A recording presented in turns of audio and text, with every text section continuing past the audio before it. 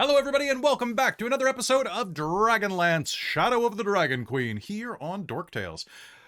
I am your Dungeon Master, Kelly. I use he and him as my pronouns. And folks, we're here at episode 30. We made it to 30, guys. Congrats, we did it. We're all... It's all downhill from here. It's all downhill from here. This episode is older than I am. This episode needs its ibuprofen. All right, folks, we are going to be hopping into game in just a sec. Before we do, I want to jump in. Actually, I want the cast to jump in and tell you who they be and who they be playing. Let's start with Christine. Hello, I'm Christine. I use she, her pronouns, and tonight I get to play Kelara. Kelara Vanguard. Sorry, I had to remember her last name. She is our human cleric. All right, over to Chris. Hello, I'm Chris. I'm Diggy Blogg in the chat and on the Discord. I use he, him, or they pronouns, and I play Godfrey Highvalor, the wannabe Salamnic, and yeah, it's gonna be a good night. I'm a good night. You're a good night. Good night, good night.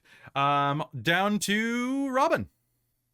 Hi, I'm Robin. I use she, her pronouns, as does my lovely swashbuckling kinder rogue, Rizira. Moonbrush. I miss having the last names on this screen because I always try and look at my character's name. But yeah, I am super excited for game tonight. It should be I'm just lot kind of of fun. super tired still.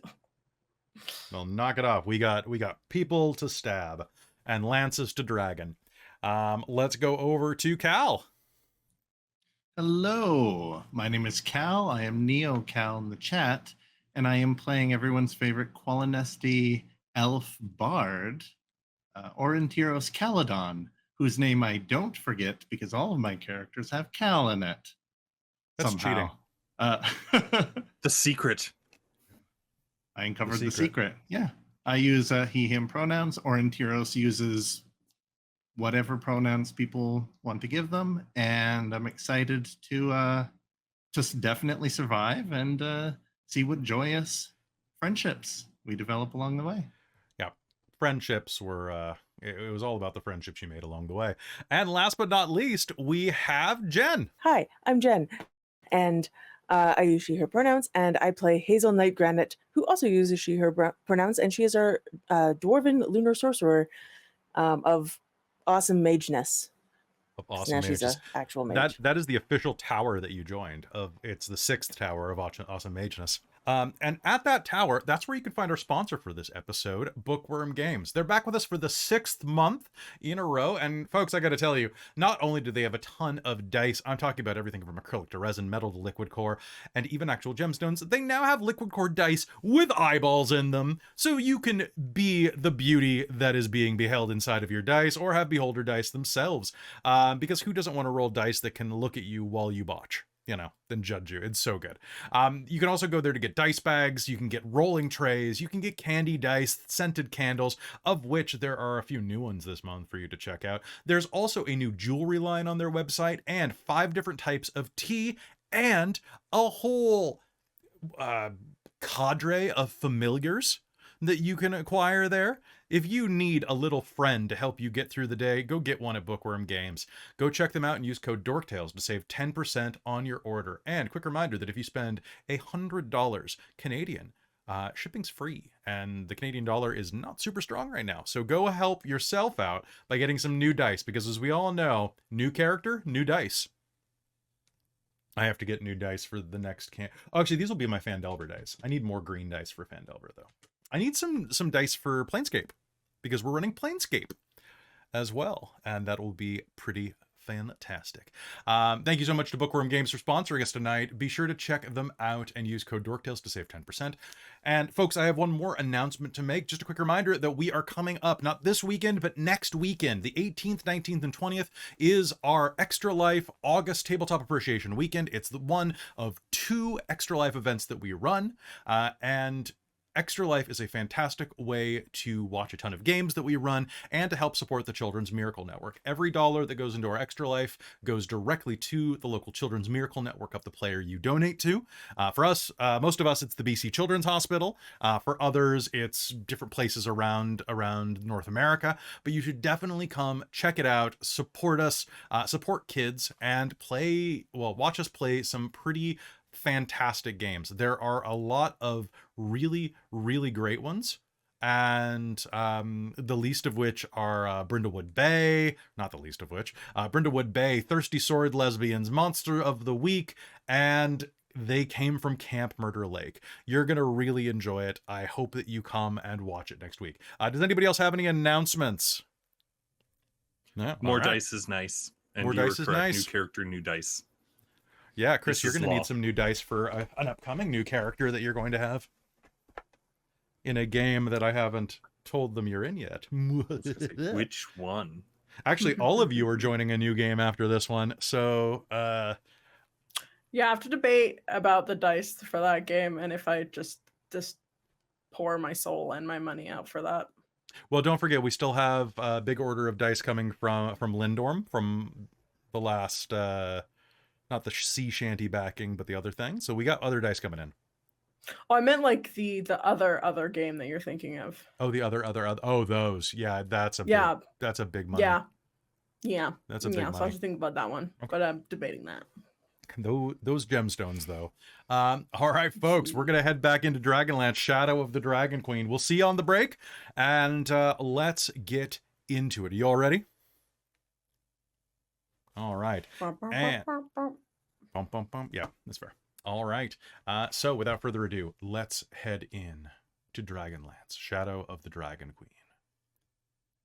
You fought your way across Onyari, the city of lost names.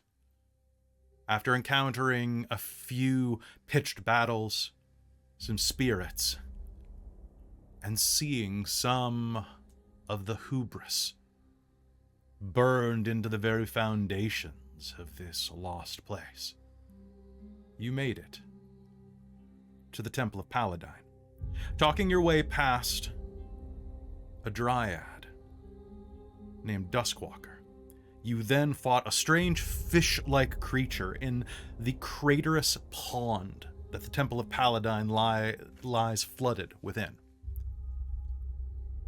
After defeating it, you healed and pushed through the front doors. The doors are immense, huge, half-rotted slabs of wood that, as you push on them, Rizira with Godfrey at your back, you can feel the planks rot at your touch, collapsing inward, creating definitely a Kender-sized hole as they collapse. One of the doors completely falls off its hinges and splashes into the water ahead of you. Careful there. Looking inside of the room, you can see that it is a triangle-shaped room. The northern corner of that triangle is completely demolished, fallen to rubble. I'm going to switch to map frame so people can see. Okay.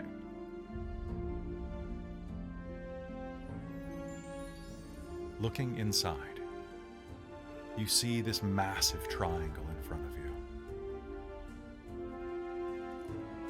The murky water covers this triangular chamber. To the east, a large hall narrows to a raised area with an altar. The north side of the building is a tangle of fallen stones and beams. The south holds 2 doors. The entire area is flooded with about 1.5 feet of water. What do you do? I think we established, after not knowing, that Rizira probably has the lance in her Kender bag. Yes. So I think Rizira's gonna take out the lance and like hold it out to everyone and be like, so who wants to put it on the altar?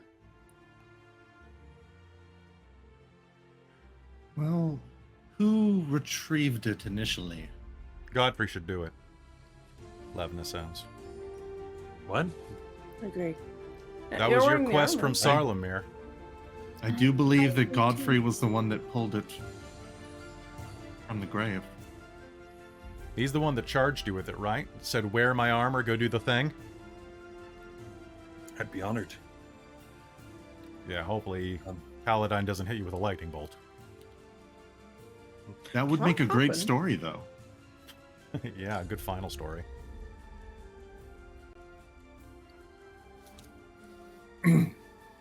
All right. Just how... Okay. All right. I will take this spear from Rizira, and it's like just in case maybe everyone stand back. We'll be right behind you. Sounds good. Okay. And I'll slowly walk up towards the altar with the spear. Godfrey, which path are you Yes. taking? Probably a straight line. Okay. What's your passive perception? Passive perception is 15. 15? Yes. Okay. Godfrey, That's not a good sign. you feel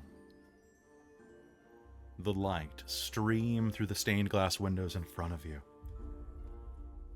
Images of dragons, sculpted reliefs of the altar depict platinum dragons in majestic poses around it. Your eyes remain fixed on it. You take a step forward, feeling the weight of your destiny drawing you forth. And then, as you reach the halfway mark, there is a sudden lurch as you step into a sinkhole, falling 20 feet underwater. Godfrey takes a step and vanishes under the water. By Paladine's will. Wait. That wasn't supposed to happen. Wait, did Paladine do that? Rizira's gonna jump in the water after Godfrey. Sounds good. Can I get let's get an initiative roll for accuracy of operations, please. But Hazeal. Yeah. I was going to cast Alter Self on myself so I could swim. Okay. Sounds good. Let's roll initiative. Let's hop into initiative rounds just to make my life easier. Okay, Levna rolled double 13s. All right, so I have the initiative tracked in front of me now. All right, so taking a step forward, Godfrey, you are going to disappear under the water as it seems to swallow you up. Rizira, you have initiative. What do you do? Rizira's going to jump in after Godfrey. Dagger brandished, just in case. So she has light too, I guess. You leap in, the water floods around you, and this hazy light diffuses around you as you sink down. Diving toward Godfrey, can you make me an athletics roll? Oh, I can try. Well, I'm not very athletic, as they would say.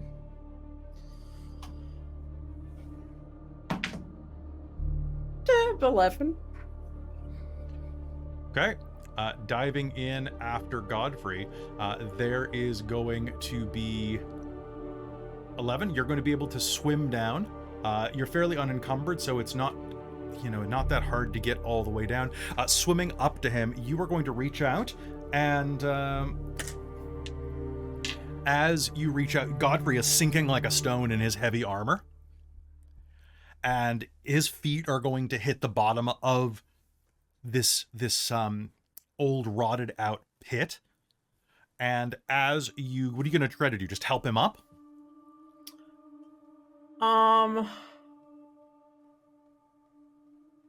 Yeah, I think initially try and look around and see. This place, there are corpses in this pit.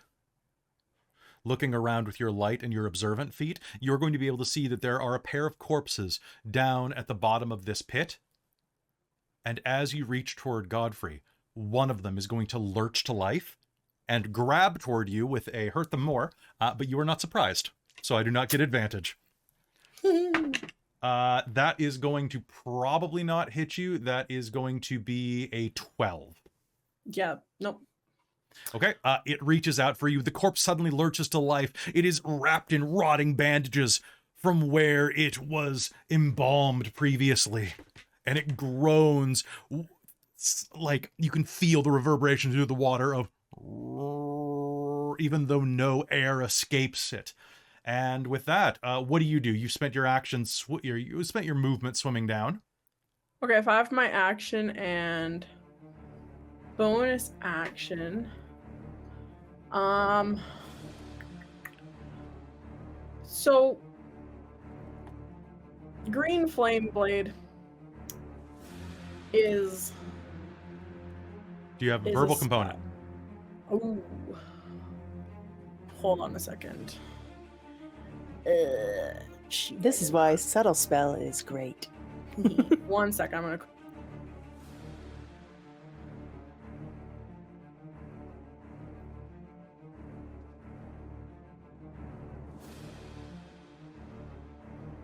Nope, somatic and material. Perfect. So, yeah, she's going to whip that out. She will cast as her action. She's going to cast Green Flame Blade on her using her rapier. Now, will I have disadvantage on the attack underwater? This is the bringing back to Netherdeep So you were using flashbacks. underwater stuff. What are you using? The dagger will not have disadvantage. Yep, I have to double check if the rapier does. A short sword would not.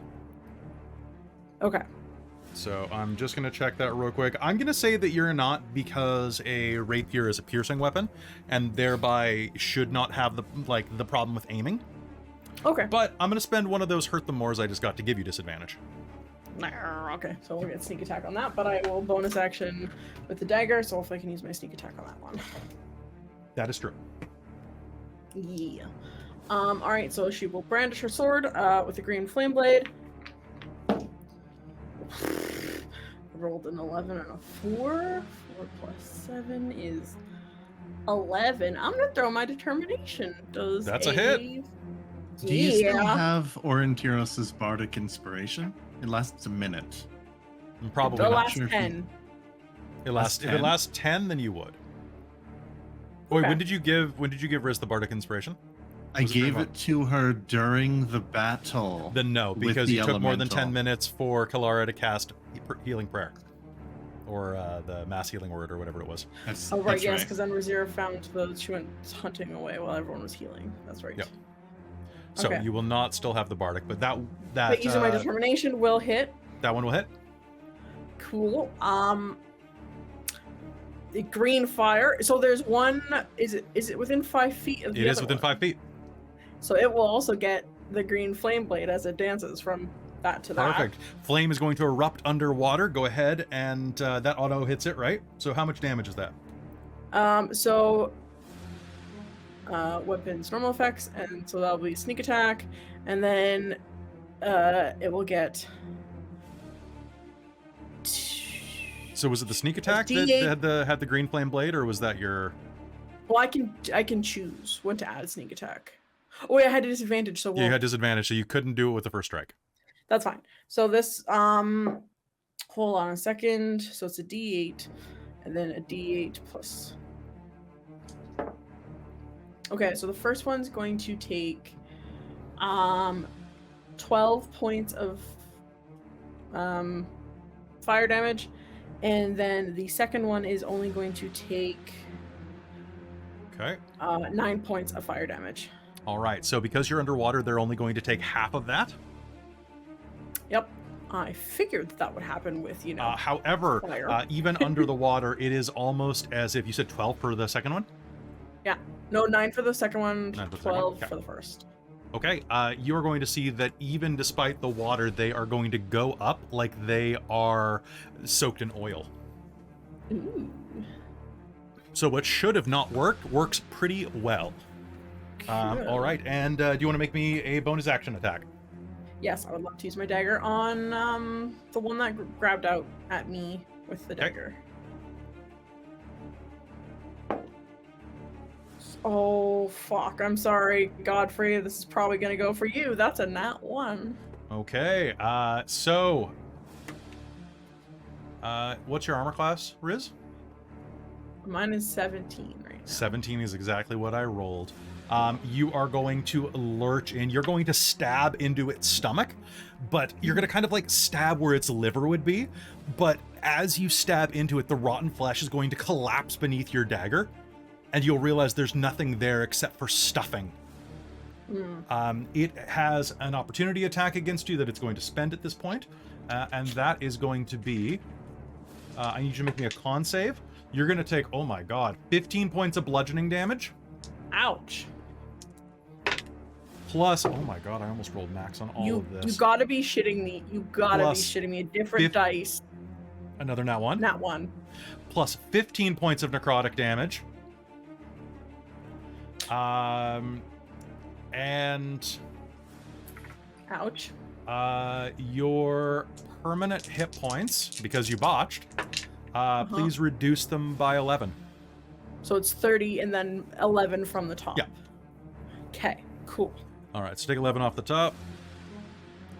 Ooh, 76 minus 11 is 65. All right, so that is going to be your turn. It's going to slam into you. You're going to feel this corrupting rot creep into you as it slams you in the chest, and you're going to feel your lungs become brittle. Kelara, it is your turn. What do? You see the two of them disappear into the water, and there is glowing light coming from there, as well as a flicker of flame from Green Flame Blade. I have a question regarding what Blogg found in our chat about there's no rule prohibiting verbal components from working underwater. You just can't breathe. Oh, okay. So keep in mind that if you're talking, you're not holding your breath. So you could conceivably do it near the surface and get back out. Okay, sure. Does that work? Mm-hmm. Sweet. Okay, because my other solution was that I'm a warcaster. I don't need to use my hands for somatic components because I can hold a weapon and a shield at the same time in both hands. True. And doing somatic, so I could just go like this. True. Sounds good. She's gonna run forward to find this spot, and probably find it by falling into it. She needs to see them. Water walk. Oh, really? Okay. I still haven't prepared. I have not gotten rid of it. All right, I'm gonna say that'll work on your turn then. As you cast it, suddenly Riz and Godfrey are going to lift up to the top of the water like they're on an express elevator. And just out of the water. Okay, and because you are not moving of your volition, the two of you, that means you will not provoke on the way up. Okay, cool. So suddenly, Godfrey and Riz are out of the water, and Riz looks like hell. You can see Kelara black. is applying that to herself as well, so that she doesn't sink with her armor. Are you applying it? Because you can apply it to 10 people. You can apply it to everybody. Only who you can see. So if I'm looking down at them, I'm not looking back at the ones behind me. So I would consider them to not be in sight range at that point. Okay. Unless you want to rule it that way, otherwise then, I yes, think I'll that do if you everybody. walk 5 feet past, you can look down into the side at the same time. Sure. I think that that's a pretty reasonable assumption. As Riz rocks through the surface, you are going to see that there are black veins lacing through the side of her face. And she looks haggard as all hell. Hazeal, it is... well, it's not quite your turn yet. It's my turn, as it were. Do you have anything else you can do, Kelara? I don't think so. I think she'll just rush towards them to try and figure out how to help. Because that would have been action, so I don't know, probably use her movement to try and like hit Godfrey on the back to like cough up any water. Or Riz. Sounds good. They may have swallowed. 2 rotting mummies are going to rise 15 feet in the water, kind of swimming up toward you. Oh, pardon me. They're going to rise 10 feet in the water. And I would like Godfrey, please make me a wisdom save. Wisdom. Oh, this is not going to end well. Do wisdom save. That will be a nice total of 5. Okay, you are frightened of the mummy that is coming up beneath you. Oh, I'm sorry, you're paralyzed with fear. Oh, all right. I'm going to spend a hurt them more to attack you.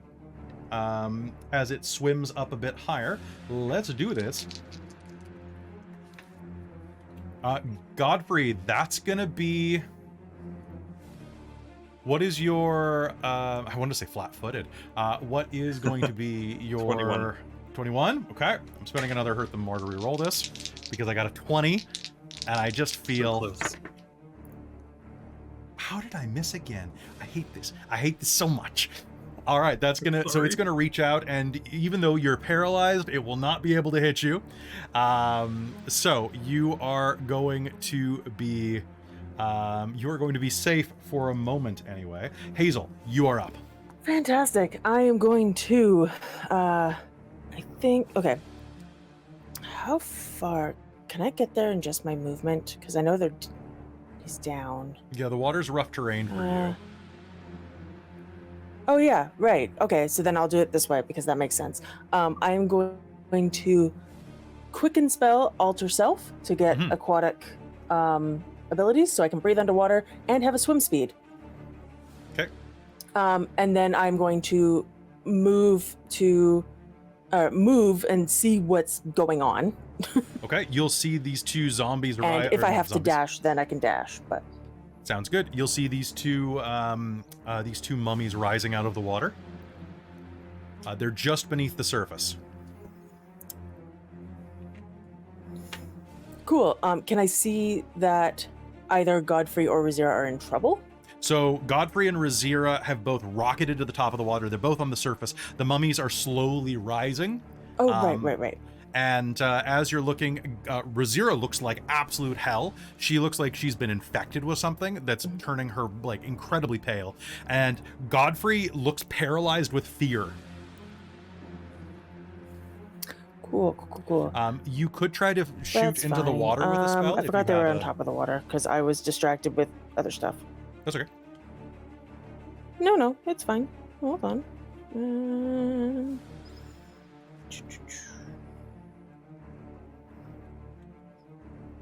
Yeah, this seems like a good idea. Can I swim to a point where the mummies are within 10 feet of me? Absolutely, yeah.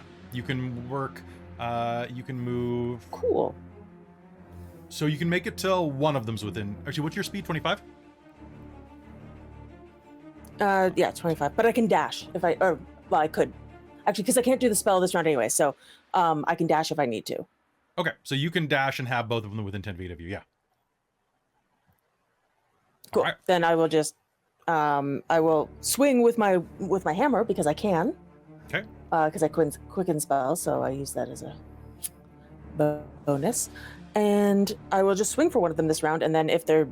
Okay. I'll work out the next thing next round. Okay, so... Yeah. If you dash, that will take your action, though. Oh, right. No, I guess, yeah. That's right, it does. Never mind. That's okay. Well, Sorry, trying to do multiple things. Totally. Was that because you were trying to move through the water to get to the point where you could swim and change shape? It's because the water's rough terrain. Not if you've got water walk on you. Oh, that's...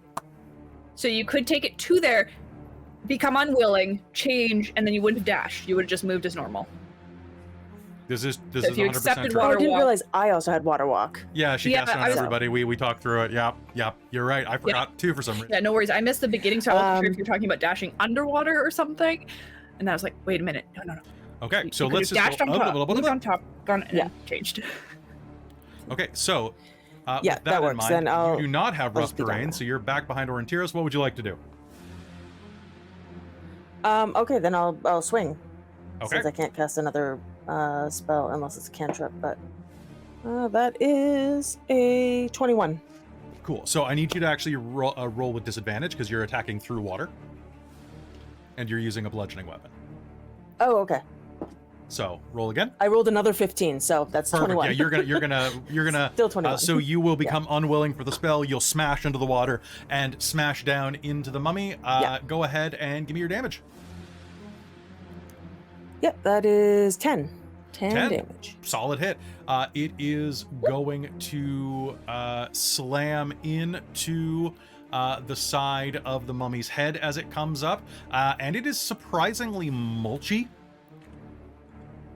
As you slam into it, it's going to rise out of the water. I'm going to spend a drama bomb because I was just gifted one and I love it. And across the room, 2 more of these creatures are going to rise from the depths for a total of 4 mummies. And the second one is still going to be rising, though, because he was slowly swimming up. So he will not be able to do anything this turn. However, it is now Levna's turn. Levna is going to take a look at this and go, no. And is going to take a step and is going to make 2 attacks against the mummy that is coming up from the water. She is using a greatsword, so she will have disadvantage while it is still rising. But that is a nat 20 on one of them. So Let's go, Levna. Let's go. Levna. She needs a magic sword. Levna is the only mommy here. 11 points, or sorry, 12 points of damage and 11 points of damage. What is that? 23 points of damage, 12 points of damage. As she's going to stab into the water, and Godfrey, try hitting him. All right, one of the mummies is going to move forward and is going to attack Godfrey. Godfrey, that's a hit on the first. Oh no. And It's a critical hit then. It is a critical hit. Oh yeah, you're right, it is a Because critical I'm hit. paralyzed. That is going to be, I need you to make me a con save. 9. Constitution. Where's my character Black is in sheet? Godfrey. Oh. Like looking at Okay. black All right, I look got is that. just so in. It's so in. Dark and evil. So that's a nat 20 on the con save for Hell yeah, 27. though. Cool, you're gonna take 21 points of bludgeoning damage. I'm gonna take 18 instead. Cool. Have you considered taking 22 points of necrotic damage on top of that? Ooh, all right. You know what? I see what you're saying there, and you drive a hard bargain. I drive a hard bargain. It is going to glance over at Levna and force Levna to make a wisdom save. Which, Levna's gonna fail. Levna is frightened but not paralyzed. Okay.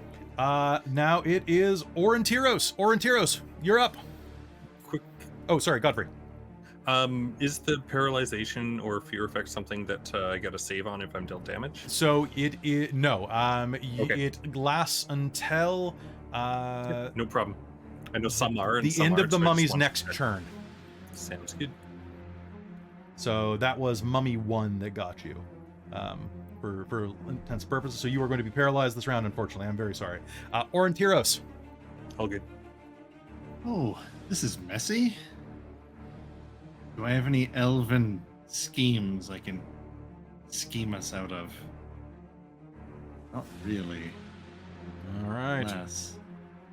Okay. Back to the basics. I think I shall move aside, so everyone else isn't in the way, and fire my bow at the one deeper in the chamber. Okay.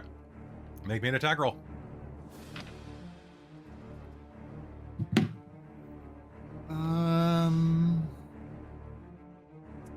Well, that is a nat 1. Cool. However, I do have 1 point of lucky, You do.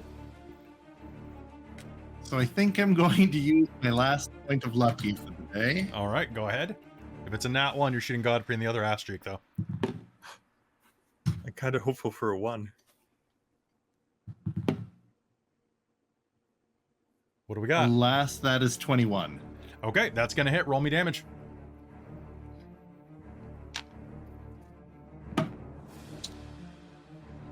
All right, max damage with the bow.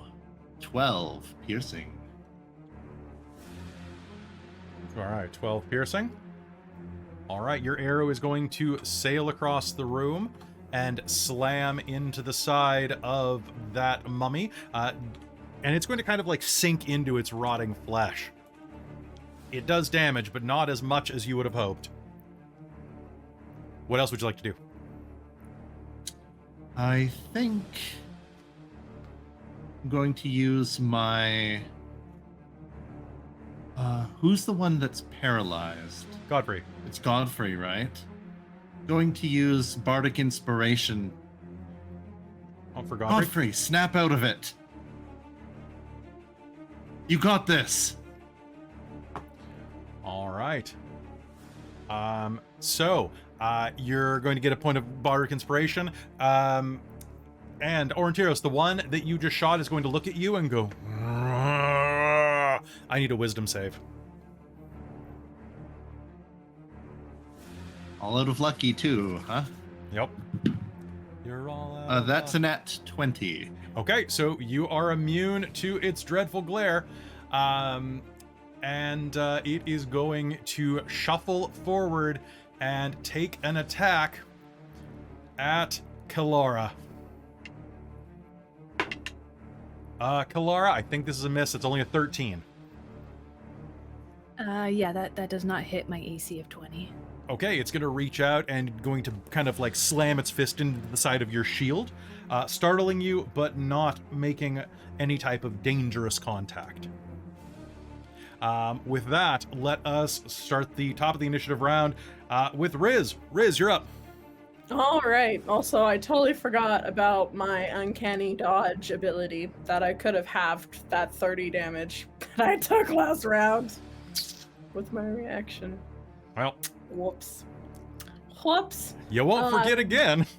I won't forget. I will. I will. forget Because I again, I'm don't sorry. use my reaction because I usually save it for Godfrey to do. Hit him again, Riz. So I usually don't do uncanny dodge. But yes, Alright. no, that would have been handy this round. Riz is gonna make a green flame blade attack and a dagger attack. Let's rinse and repeat this. Shite. Please give me the piercing damage separately for the rapier. Okie dokie. Sounds good.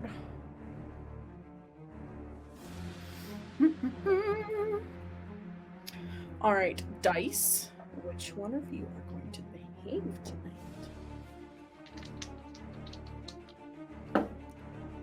Okay, all right. That is a the lowest that I hit was a 22. So All I'm right, those guessing are both both of those hits. Roll me, give me damage. Okay, so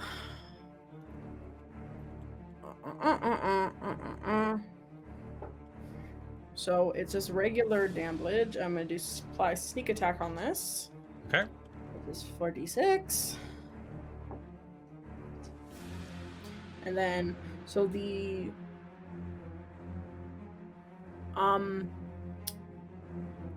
so she's going to attack with the main one, the mummy that did a lot of damage still, and then the secondary one's gonna get the fire damage. So Okay. the fire damage of the second one, I'm rolling that because it's only a d8. Is going to take 6 points of fire damage. Okay, it is going to take a lot more than that. Does the first one get fire damage as well from that? It does, right? It does not, actually. I was rereading the spell. It does not. It just says Okay. the target suffers the weapon's normal attack Okay. effect, and sounds- then you cause green fire to leap, okay, which is I'll raise interesting. I'll raise its hit points back up. Oh wait, at 5th level, the melee attack deals an extra 1d8 fire damage. Oh, for God's sake. I'm sorry. Is that to the first is one a or the new second one? So the second one stays the same. The first one, I'm going to give you the damage now, Okay, sounds good. and I'm rolling the fire separate from the normal attack.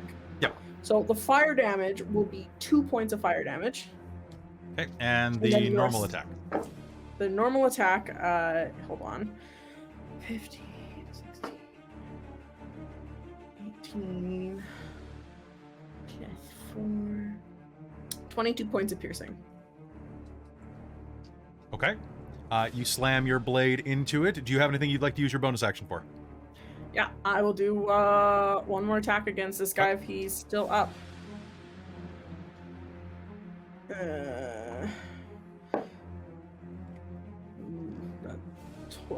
13 to hit. 13 to hit is a hit. Sweet. It's only gonna be a D4. But it's magical piercing. It's true. 1 point of damage. Okay. All All right, that's that blade is Riz's going to turn. cut in deeply.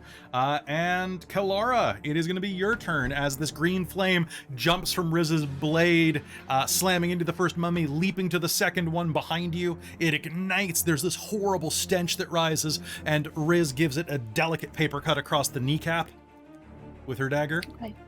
But all 4 of them are all around us right now on the surface. They are all on the surface, yes. Okay. I would like to sorcery point meta magic twin spell Shield of Faith on Okay. Godfrey and Rizira, so you guys Okay. get +2 AC, Sounds good. and channel divinity. All right, let's do some saves. What's my save DC for this? Please make me a wisdom saving throw. Okay, so DC Mummy 16. 1. Mummy 1 got a 14. Mummy 2 got a 14. Mummy 3 and 4 got a 2 and a 19. Mummy 4 is Okay. in it for the long haul. So Are this is any going of to those who failed CR1 or lower? is destroyed, right? Yeah. These are not CR1, unfortunately, but that does mean Okay. they are all turned, which means they are frightened of you, correct? And they must move away, and they cannot come within 30 feet of me. Okay. Within So 30 it's turn feet. for a minute, or until it takes damage. And it must try and use its turns to try to move as far away from me as it can. Okay, so that means that it is Mummy 1's turn. Mummy 1 is going to disengage. And, well, can it disengage if it's frightened, or does it have to run?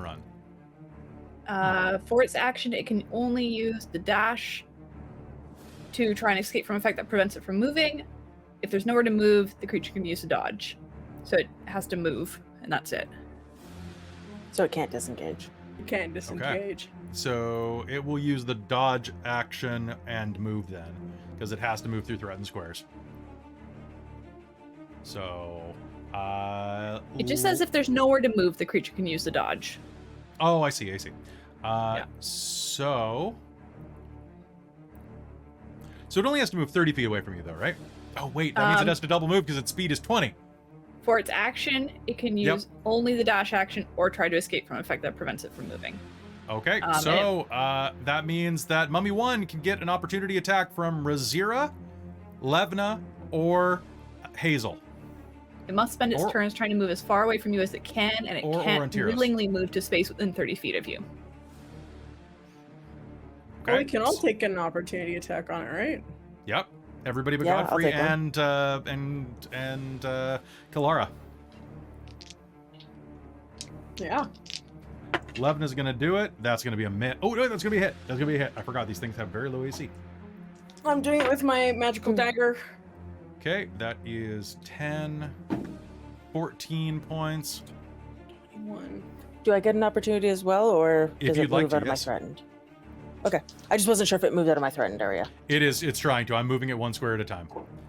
Yeah, no, that's fair.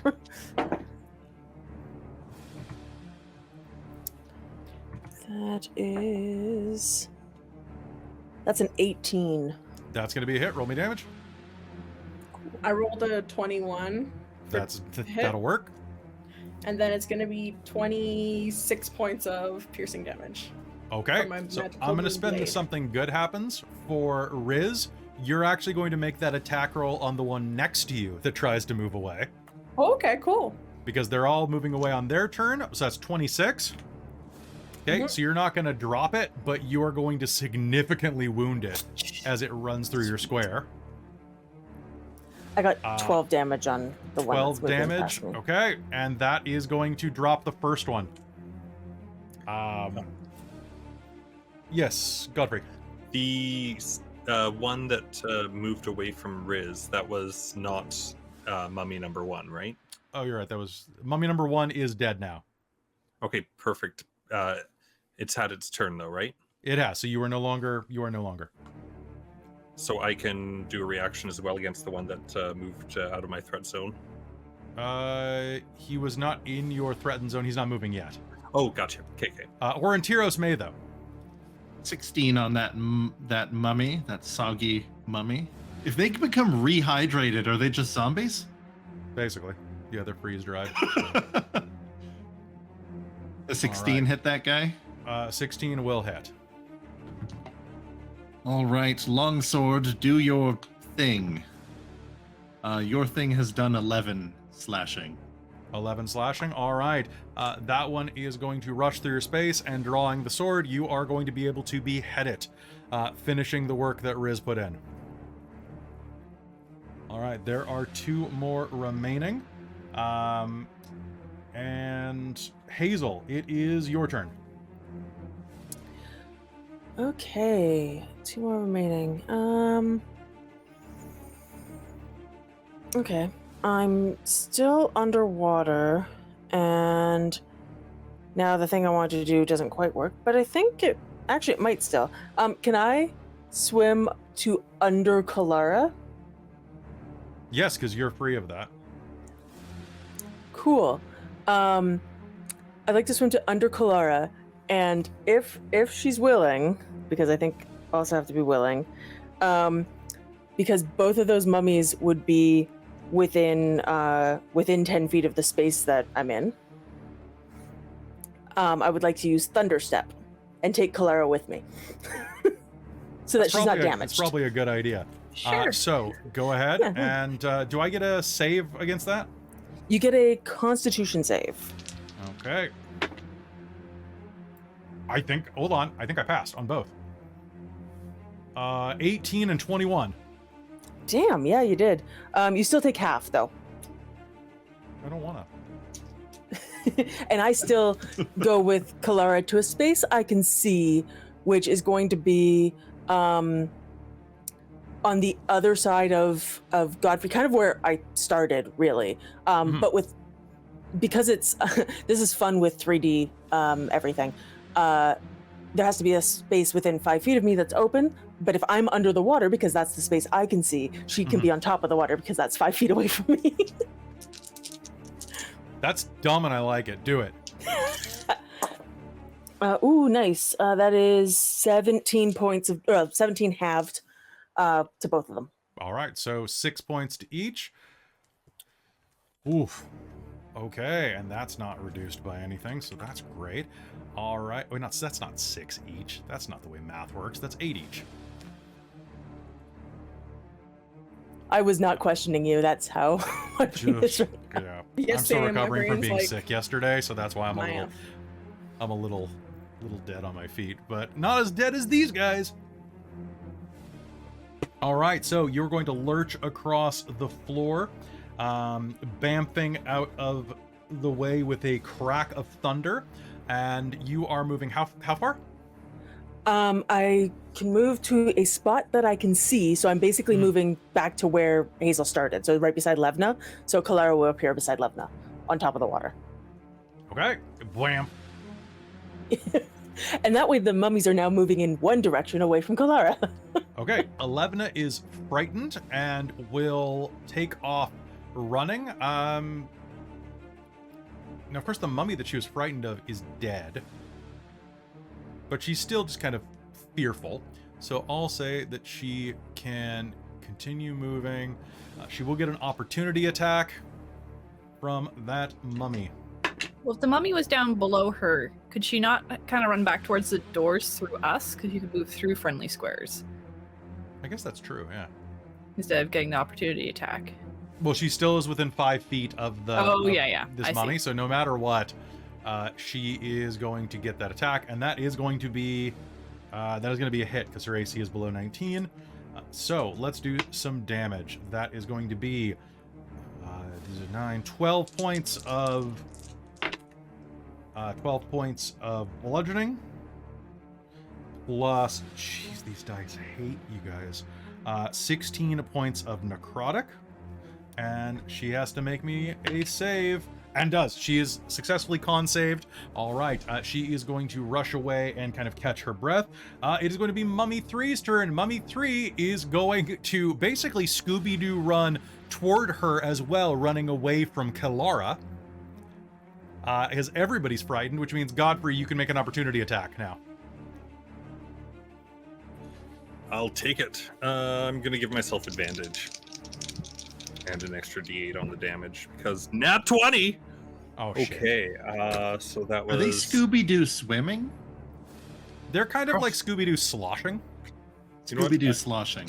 I'll roll 3s and a couple of nat 20s already. I think this is my luckiest session so far. So 12,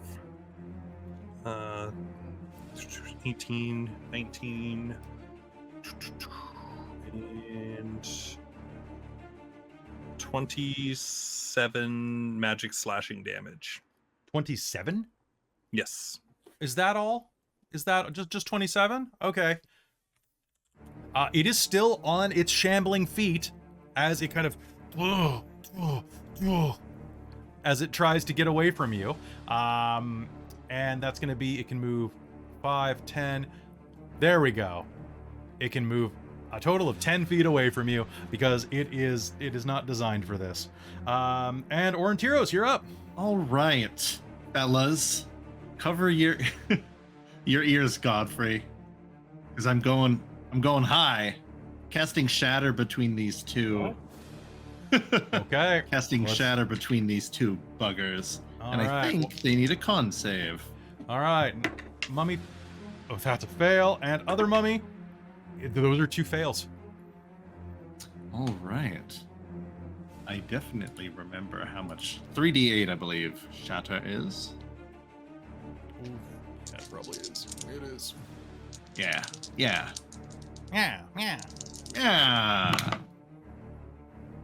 All right, a 6 and a 5 and a 4 make 15. Minus 15. Beautiful. 2 resounding cracks come out of each of them. They are still on their feet, but shatter is going to reverberate. Hit through the room, and Godfrey, or actually, sorry, Aurontiros, do you have a bonus action you'd like to make? Oh. Because you can throw your sword. I certainly will throw my sword.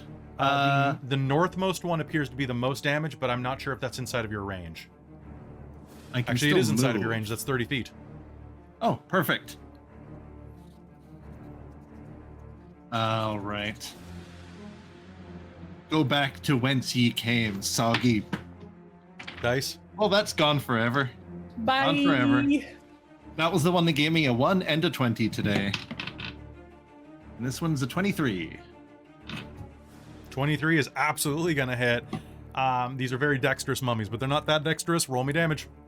A mighty 9. 9 slashing. We don't have, this is not the Mighty Nine. You guys don't have a party name. Oh, okay. But as your blade lashes out, it is going to leave a large perforated hole through that one's head and throat as it punches through it like a stapler. Chunk! And is going to come out the other side floating in the air. It is now Godfrey's turn. There is 1 remaining, Godfrey. Oh, goody. All right, I'm gonna move up to it and try and, like, now that I can actually do stuff, like, snapped out of it and just be like, and just hit it hard. All right, that'll be a 19 hit, and for 13 damage. Okay. And a 20. That'll hit. For 13 damage. Okay. And you know what? Screw it. I'm action surging. Do it Okay. again. Ah. Oh my god. You got a nat That's 20? a nat 20. How do you do it? Oh gosh. I'm just gonna, like, get in its face and, like, just, like, smack it down with the sword just as quickly as I can. Just like smack, smack, smack. No one does this to my friends. All right. You are going to cleave this thing completely in half. And it is going to collapse to the ground. And with that, there's going to be a sense of calm that once again floods into the chamber. Oh. Ouch. That thing I'm was feeling freaky. quite sickly.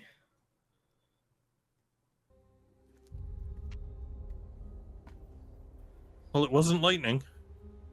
Or is that still to come? Hazel's gonna like pop up out of the water and just be like, I thought lightning would be a bad idea, but Aqua I'm Hazel. glad that it. I'm going to use my second wind. That spear that Godfrey had.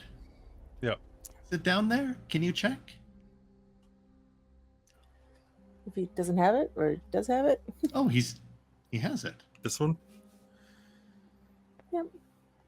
Even through all that, you It was kept your instinctive grip. grabbing.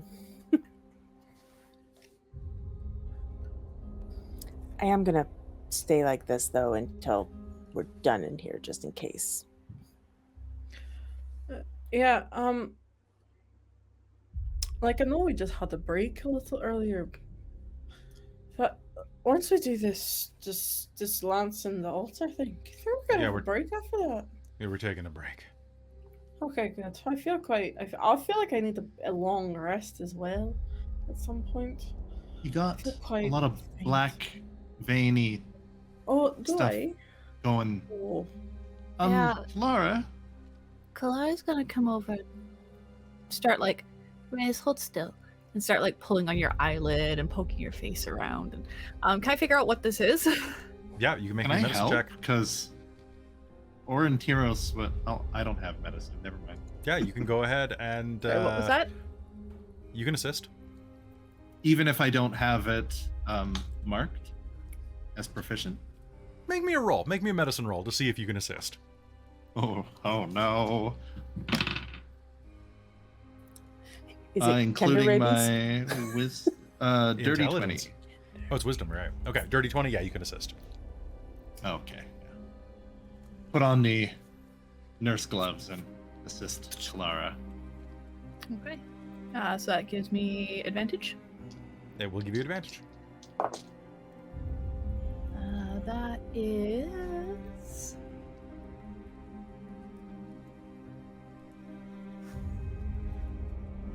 $25. Well, there's only one thing this could be. Mummy rot. Is that disease? It is a disease. Lesser restoration. I would like to cure that disease, please. What? Including the parasite crawling within him. I mean,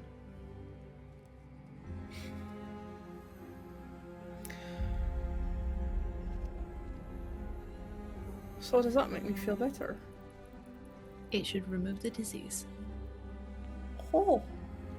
Which I think then gives you back those, like, that 10 hit points of your max. 11 hit points? I think. Cool. It will. Your hit point max will. It won't heal those hit points, but it will mean your hit point max goes back Okay. up. Yeah. Okay. So it takes away the effects of the disease itself, not the damage. So you've not been Yeah. healed for anything.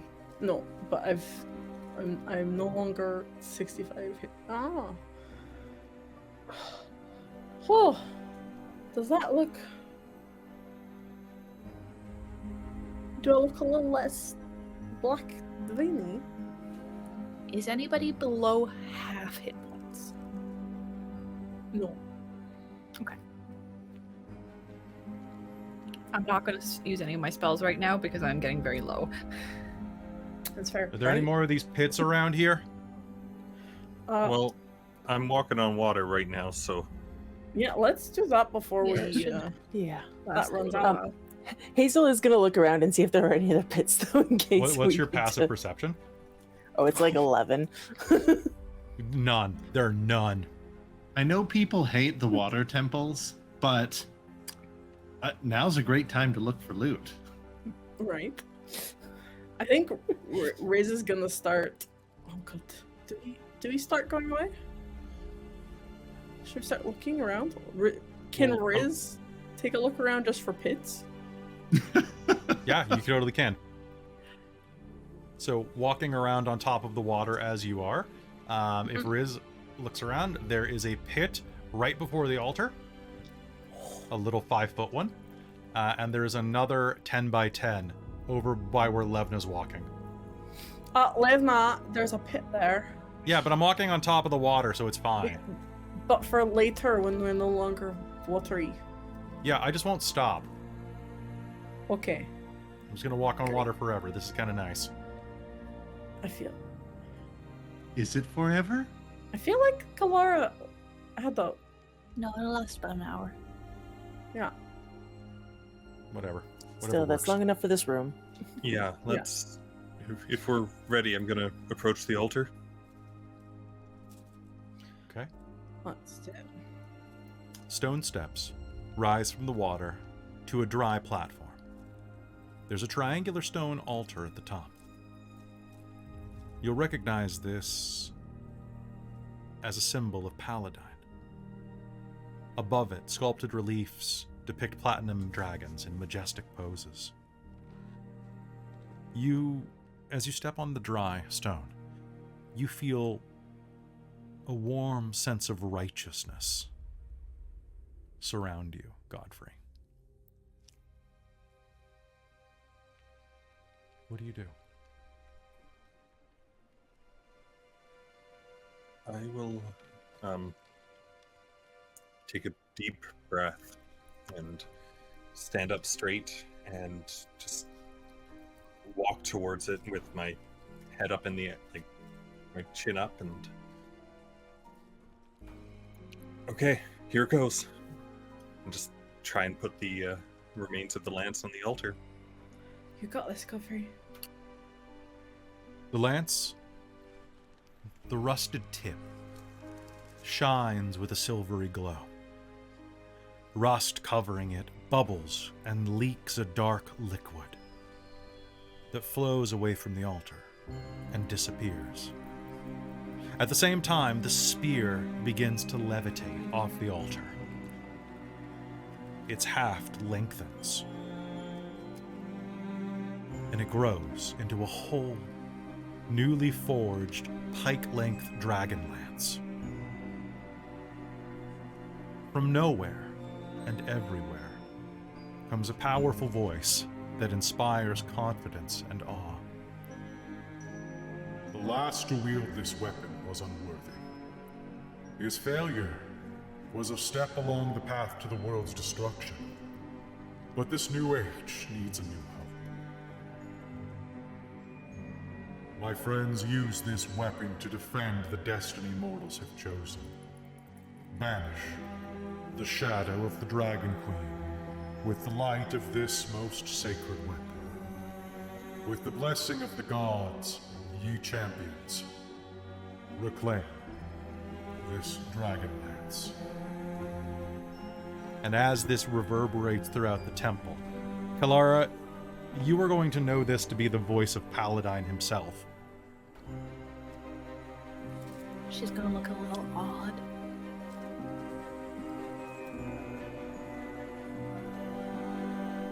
What do you do? We'll slowly reach for the lance. As your fingers make contact of it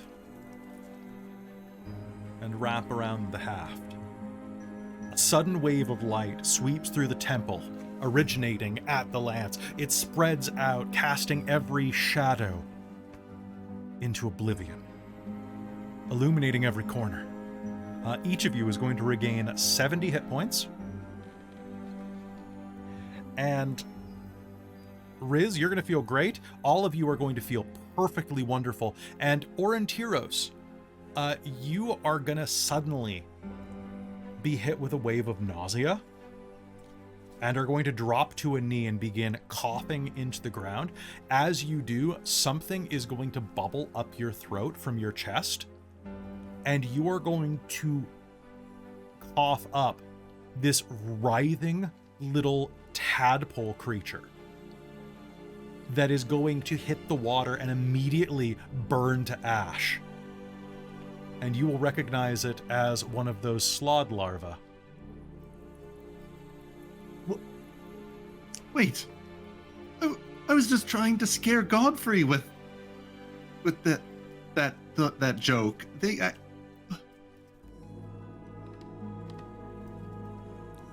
light. You have one of those inside of you.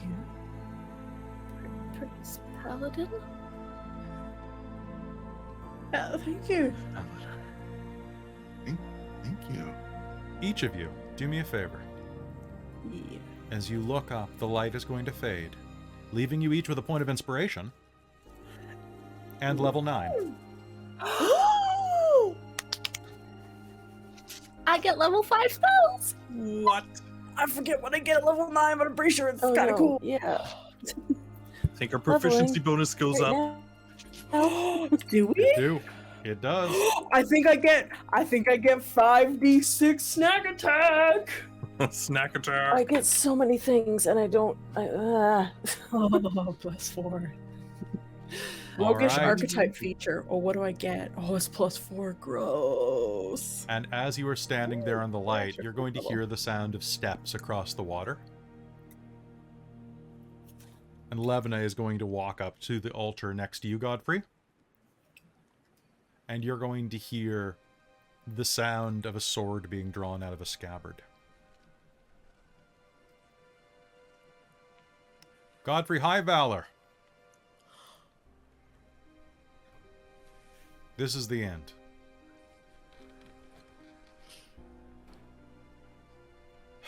Take a knee, Squire.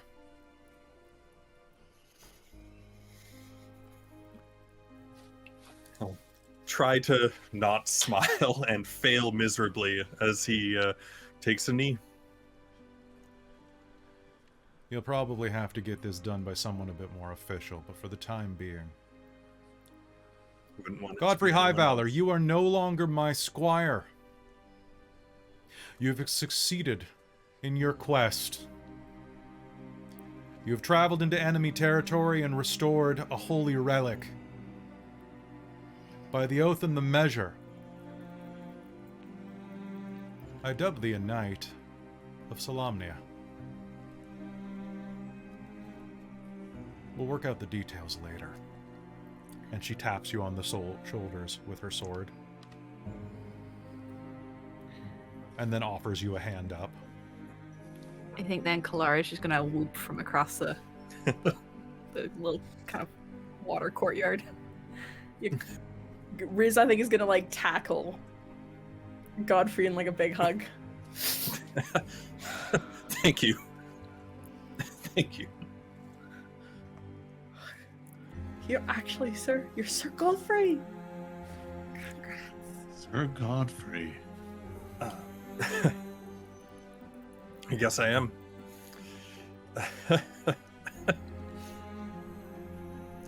Thank you, Sir Levna, and You're all welcome, of you. Sir Highvalor.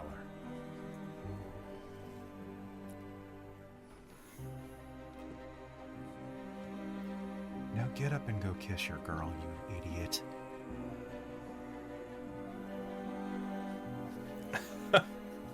He'll head towards Kelara.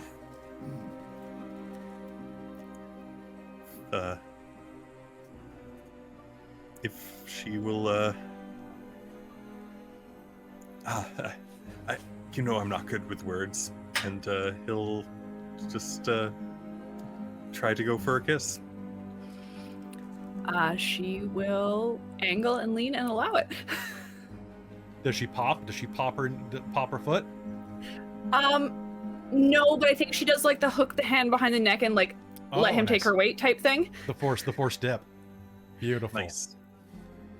All right. You kiss in the Temple of Paladine. There's still so much of your adventure left to go.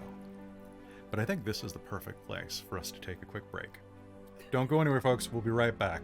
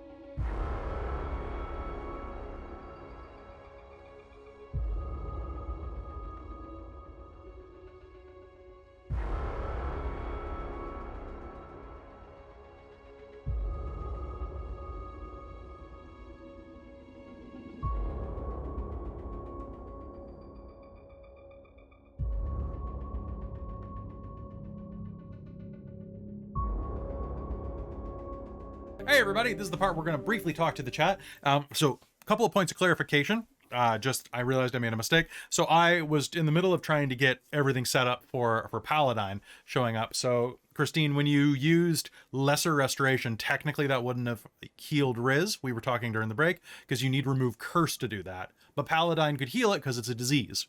So ultimately, if you did it, it was Paladine gave you the 1-up help type of thing. It all comes out in the wash. It all sort comes of out in the thing. wash. So before somebody... So I'm good. I'm good is what you're saying. fine. You're fine. And I was so sad. I'm going to give you guys a spoiler. It's not really a spoiler. We would have just had to wait till after a long rest anyways, because I can do Remove Curse. I just didn't have it prepared. So, because Aurontiros had been infected with the Chaos Phage for a long time, and I was like looking at this today, like and a week in game, right? A week in game, and it can come Longer? up anytime I wanted to. I was going to wait until you were about to go into the final dungeon, and I was going to kill you outside the doors. No. So you would have to go in with Kelara down a res to make it rougher. Oh. Because Kelara could bring you back to life. There's no save once this goes through, and it just kills you. But she can bring you And back then to they life. have to fight a little alien creature. Yep, they'd have to fight it, and then they'd have to bring you back to life, which would make you down a resurrection charge. Well, and I would have had to be down 2 spell slots probably, because it only brings you back to 1 hit point. Yep, it would have been particularly awful, and I would have loved it. It would have been so mean. That is. I remember rolling a nat evil. 1 on that It was great. that con save. It's great. You rolled a Okay, 5. I brought it totals. up from time to time. I brought it up My from time to dice. time. In character, I had Aurontiros rib Mentioned Godfrey about it to make him scared. So it's kind of funny that it bounced back. But then, unfortunately, I that looked at was it and it says beautiful. that this heals all diseases, and I'm like, God damn it! See, look, I even on chapter 9, right there, infected Aurontiros, Ruh-roh. Ruh-roh. So it was gonna be awful. How's everybody else doing tonight? Is everybody else as hot and sweaty as me? Yeah. There's found been a an air really pressure fun thing change, So the other I day. feel like there's that. That I thought of for Jen and Hazel. They're like little double-headed axes that are on a long chain that are meant to go through earring holes. And it's got the long little bar, so you can stick it through, and then you can put it through a second or third hole to have it like dangle. And I'm like, Oh, want it. nice. I kind of Oh. want it. Yeah, right? I don't need it. I don't need it. I don't need Etsy, it. yo. Too many cool things. All right. Does Jack of all trades affect saves? No, because they're not ability checks. Right. Yeah, Folks, but- I'm really excited for what is coming soon. What were you gonna say, Jen? I just heard a wall. Not important. I was gonna say, so we got a Dragonlance now. We got a Dragonlance. So here's the question: We finally you guys got will have one. to. You finally have a Dragonlance. The Dragonlance is pretty good. I'm wondering who's gonna wield the Dragonlance. Who's gonna wield your +1 sword? Assuming the Because Dragonlance Can you isn't considered light and finesse, right? it is. It What is not. kinda- So let me give you the What kind stats. of on it. sword? It's a pike, right? It's a pike. So a Dragonlance. So it is a pike. It is a +3/+3. And when you hit a dragon, the dragon takes 3d6 force damage. And any dragon of your choice that you can see within 30 feet of you can immediately use its reaction to make a melee attack.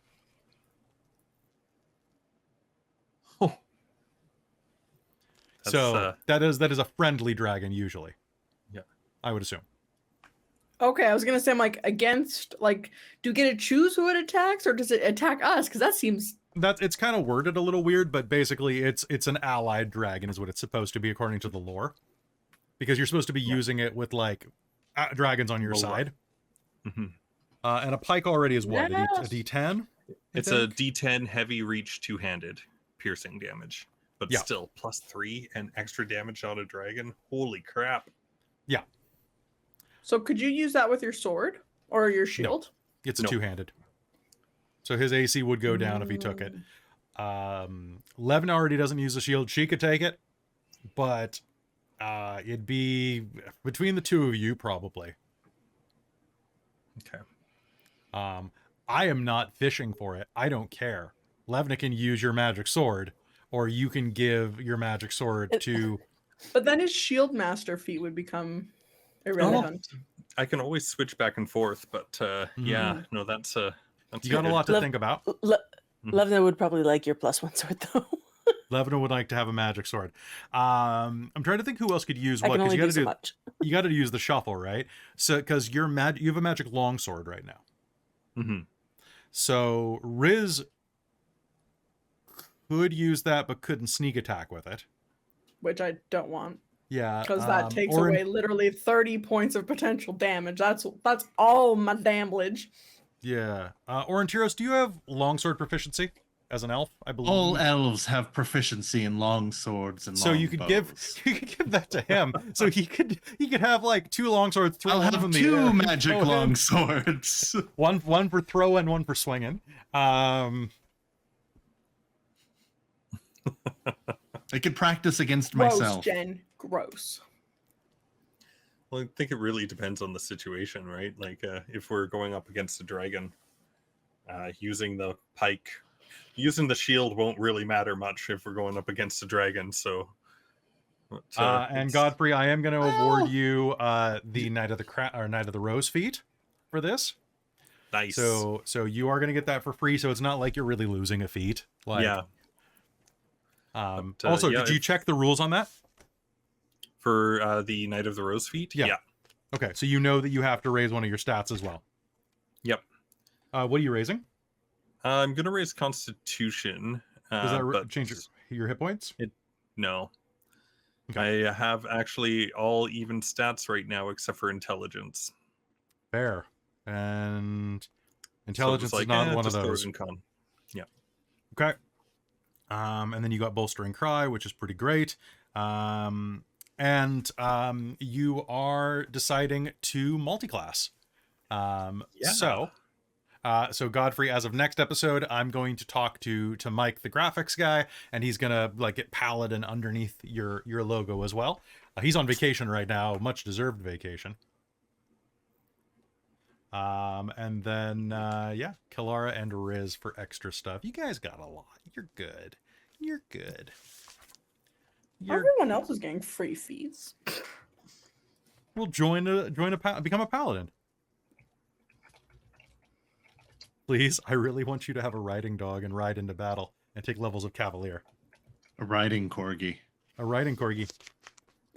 No, I'm trying to hold out for level 11 when I get reliable talent, and any role that I'm proficient in, if I roll lower than a 10, it treats it as a 10. So I just pretty get good. like minimum 17 on rolls. You'll probably get something very, very soon. I did give you a magic dagger to shut you up, though. So that's a little bandage on it. That's a salve. There is very little stuff for rogues in this module, though, I will say, in terms of, like, that I found so far. This is Vistra all over again. It is I've not chosen the Vistra poor- all over again. I know. I'm just giving you shit. Yeah. No, I solved my own magic sword problem by taking magic initiate. Fair. I picked up a cursed axe. That was one thing I got. You could have just kept that. You could have kept that. Yeah, it would have uncursed itself here. What happened to that axe? Oh, we gave it to a nice lady. Gonna be great. Hey, folks, come out to Extra Life in 2 weeks. Help us support some kids. It is going to be great. It is going to be lovely. It's going to be wonderful. A quick note as well. I'm going to tell you right now, I'm taking next week off. We have a convention we're going to this weekend. And then I'm going on a little vacation before Extra Life. So there is going to be no Dragonlance next week. I want a break. I'm tired. I went 30 episodes in without a break or so. Except You deserve it. I deserve it. I'm gonna take it. Yeah. Also, I've mapped out when this is going to be ending. I think I have a rough idea of when it's going to be ending. And what we may do, because Robin, you have your harvest as a winemaker, which means you're going to be very, very busy around the time the game would be wrapping. So what we might end up doing is doing how to run chapter 6 and how to run chapter 7 after the campaign. So Yeah, because we had a better look at the schedule for that today did you? at work. So probably the first, like the second week to the like the first week of October is probably going to be the heaviest because that's when all the whites are coming in. And that's going to be the heaviest that we're going to get, still down from previous years. And then it's going to be like a little bit of a break until end of October when the reds will start to come in. Okay. So for scheduling wise, depending on how things are, September might be the slightly hectic month for me, and then it might get a bit of a break, and then it'll get hectic again at the end of October. Yeah, so we'll figure stuff out scheduling wise, but we'll let you know. We might just be doing that because it's much easier for Robin to show up to game like in normal clothes and just chat than it, after a long day of work than it is to put on full outfit. And then we can end with everybody having a lot of energy, because I'd much rather not have Robin have to miss any of the final games. Right? I would appreciate that, because I want Hazeal and Riz's plan for Soth to be taunted. I don't know if he's immune to being taunted. And is he immune to Wand of Smiles? Oh, right. I don't think he has a mouth. I don't think he has a mouth. He's going to. Oh, God. It's just suddenly like, whoa. Also, hello, Raid. Good to see you there. Bunny Hearted. Good to see you there in the chat. Have you just been sitting there the whole time? But hello, Raiders. Good. Slasher Fic miniseries. Holy crap. That sounds really great. We got double rated? Well, I think we did get double rated. Did we get double rated? We did get. We got long shot. We got long shot D&D and the high shelf. So we got long and high. That's great. Hey guys, we're just on a chat break right now. We're going to be hopping back into game in just a minute. And my internet's doing something weird. But besides that, we're doing pretty well. You've secretly been here the whole game. Have you, Bunny? Have you? Well, fantastic. I believe the bunny. I believe it. I believe in the bunny. Believe in the bunny? Believe. It's a very the other bunny. thing that I wanted to say is that so there's only like 2 other places that you guys can go in this in the City of Lost Names right now. So you guys get the vibe. Like you're smart people. Drama bomb. Real drama bomb from Bunny. So here's something. Yeah, they just leveled up too, actually. So you're actually technically, according to the book, spoiler, not supposed to level up till you do the other thing. But I'm like, if you're not going to level up in the temple where you get the Dragonlance, what are you doing? Well, there's a mechanical thing. I think a while ago, Chris, with his great 5e knowledge, mentioned there's some sneaky things that Jack of all trades applies to. Yeah, like initiative. Initiative, right. So since that's our proficiency bonus went up, the initiative goes up by 1. Yeah, by 1. Hello, roll of 3s. Oh no, roll of 3s. Roll of 3s. That's my cursed number. They're here for you. And was it a spell attack bonus or spell save DC? So yeah, that all goes up with proficiency as well. With proficiency bonus. With proficiency, but not Jack of with, trades. but not like the Jack of Oh, all just trades the proficiency bonus. So yeah, They get your full proficiency everybody remember bonus. your saves and all of your attacks go up by 1 now. Yeah, and whatever your 2 saves that you ability saves that you have proficiency with, those also go up with proficiency bonus. The internet's being But not weird. Jack of all trades. Yeah. Okay. So, yeah, everybody's looking good now. I don't know what's going on. Maybe it was just hiccuping. But good to have you, folks. Thoughts on Fairy D&D character when I start playing and thinking of Fairy. I'll tell you real quick, Sunflower Blondie. We played a game with a fairy character during our Candlekeep. Robin played one during our Candlekeep mystery series over on YouTube. And man, that sure changes dynamics when a level 2, 3 character has a flying speed. Yeah, and Nell does too as an Owlin. It's like, ha, flying speed. It's great. I have first level. So fairies have a lot of you will have to be prepared for them to go places and do things because they can fit in things and fly to things that you were not expecting before they did them because you're just not used to thinking like that. So just be prepared for that. But besides that, it's fine. They're not OP. They're just all terrain. Cool. All right. So, folks. There's no terrain. No terrain. A winter-themed fairy that has the blizzard spell. Like a Butterfinger blizzard or like a cheesecake blizzard, or what are we talking here? Like a brownie blizzard? The best spell. Just suddenly have an ice cream and you're like, oh, look, it goes upside down. Oh, we need to get back to our certain gnome to get our blizzard on. Oh yeah. Oh It's my god, I forgot about the delicious. cow milk. Yeah. I forgot They're about making the blizzard. Sweets, yo. More Oreo blizzard. Yeah, fair. Aurontiros blizzard. Aurontiros blizzard. I missed that reference. God. Yeah, you guys are all still chugging for me a little bit, but I think we'll even out. We'll just move a lot, and that will not hurt my internet. All right, you guys ready to hop back in? All right, Yes. let's do it. Hello and welcome back to Dragonlance, Shadow of the Dragon Queen, here on Dork Tales. Godfrey, you are going to, as you level up, you said during our break, you're going to take a level of Paladin, so that will be reflected next game on the screen. You're also going to take a free feat. You're going to take Knight of the Rose. So go ahead and you raised your Constitution by 1. Besides that, I think we are ready to hop back in. So... as you are knighted, as you kiss your girl, as all of this goes on, what do you do next? There are still 2 unopened rooms inside of this temple. Do you go investigate them, or do you move on? Investigate. Okay. I Do you better go keep to an eye on Rizira. Sounds good. The 2 of you wander off. Now, there is one that is along the slant of the wall, and then there is one that, from the outside, you remember had a circular wall, a bit of a tower rising up from it. Do you just head to the first one you're closest to? Probably. Okay. So, as you head inside of there, the door is going to open. It's rotted and old, and swings open at your touch. It's a small living area, flooded like the rest of the temple.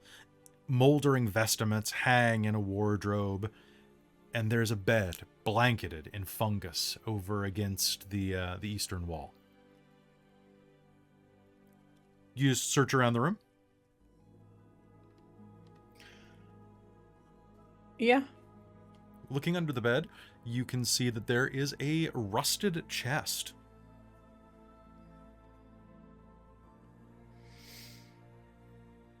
Can I check for traps on the chest? You make me a perception roll. Because Riz remembers seeing how fake Riz died.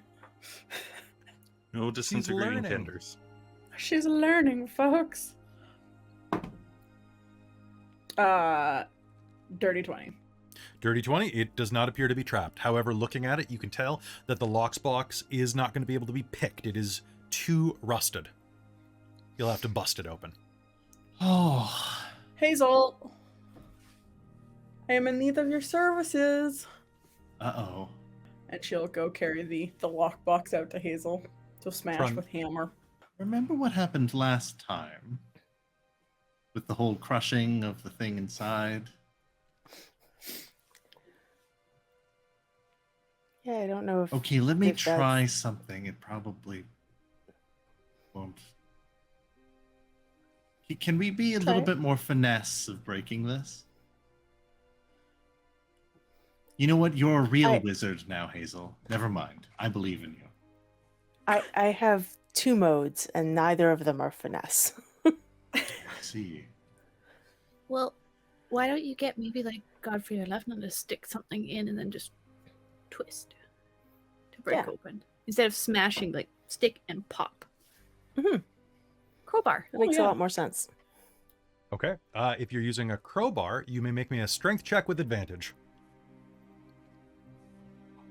I believe one of those is like in a type of pack, isn't it? Yeah, Riz will pull a Yeah. crowbar out of her Kinder pack. Excellent.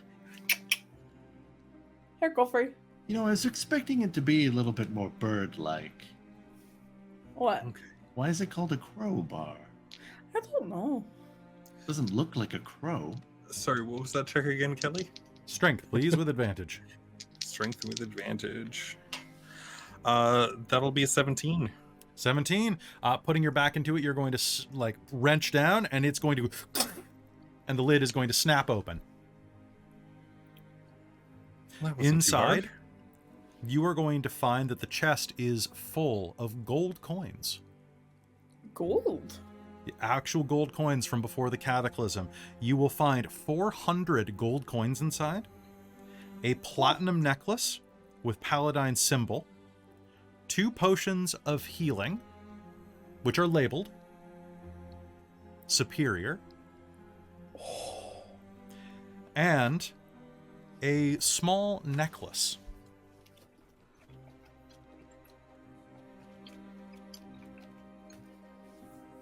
That is shaped like... because I can never remember off the top of my head which one looks like which. It is a delicate silver chain with a brilliant cut black gem pendant.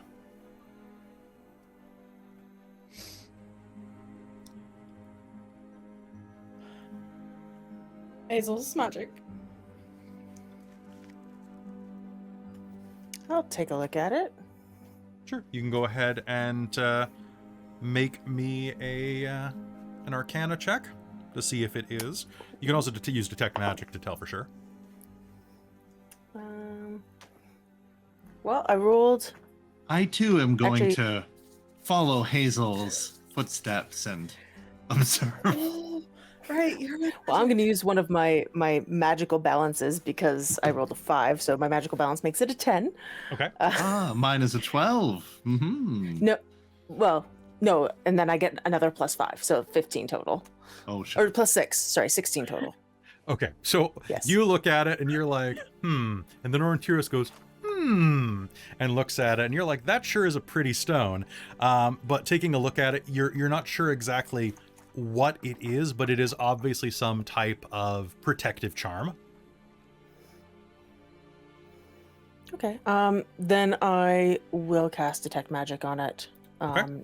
Just to see if I can figure out more what it's like, what it It is. definitely has a strong divine energy attached to it and an aura of abjuration. So it is 100% a some type of periapt. You're not sure. There are a number of legendary ones, periapts of health, periapts of wound closure, things that embolden the body against harm. It's something protective. I'm not sure what, but it's a good thing. Well, that's good. It's a I just very don't know strong exactly what it does. abjuration. Is that my symbols Very on it? strong abjuration. Hazel doesn't think that Riz would know the word abjuration, so Fair. I'm So just saying she's that just, like, even for you, protective. you're like, oh, damn, this is like real powerful. yeah. It's very powerful, very protective. Kalara's gonna Alright. come in and lean in to look at it too. I'll be like, ooh, All right. powerful magical item. Very cool. Now, so tell you what, why don't you can make me an Arcana or a Religion roll with Hazel's help. Okay. Yeah, can you, like, if this is I Religion. would take a guess that this is something to do with Paladine, because it's in Mhm. this other necklace. I'm probably going to give it to you if you get a good roll, Gods. because technically this is not an attunement item, so it's not like you would ever know what it does once you equipped it. So Mm. Okay. Well, I guess I know a little bit about religion. Natural Nat 20. oh Yeah. god. I know a little bit about She just knows a religion. little Paladin bit, right? himself speaks to you. He Cole's just leans down whispering in her from the ear. heavens and goes, "Yeah, hey guys, actually, he would sound kind of like Terry Pratchett, I think. Hello, yes, it's a periapt of proof against poison." So yes, Or you're just like, supposed oh, to be like, it's that thing that he made. So with Hazel's help and looking at that, you are going to look at it as a periapt of proof against poison. And between the two of you, you're going to suss out that the way this works is when you wear it, it is a non-attunement item. So it does not take a slot. You become immune to poison. Nice. You cannot be poisoned and have immunity to poison damage while wearing this. Not resistance, It protects you from poisoning. immunity. Really, really well, I think. Well, But you yeah, that said would make something about sense. how powerful it is. It probably prevents it entirely. So if we all put one hand on this necklace, we could eat Godfrey's cooking. No. I don't think it's quite that powerful, Levna will say. Oh. Feel like we'd have to eat the thing. I will never cook again, okay? No, Don't that's what your try too wife's hard for. on yourself. That wasn't a sexist gesture. You. Nah. That is kind of her thing. Mm-hmm. Literally, that's what she does. And technically, you just kissed in a temple. Divine light. are you guys married? What's in the other room? Levna's gonna walk off to the south. Aurontiro's awkwardly gonna follow Not yet, her. we're not. Hazel will also follow. Leave them to have the conversation. Actually, no. Yeah. Aurontiros is gonna revel in the awkward, The awkward. moment. It feeds him. It feeds him. Yeah, Riz is gonna go snoop because she is a snoopy bitch. She's just gonna stuff everything in her bag until someone else complains. She will just put that there for keeping it right now. It doesn't work like that, does it? I mean, not that I would have a problem with it if it did, but I don't. It doesn't work like that because you haven't asked any questions yet.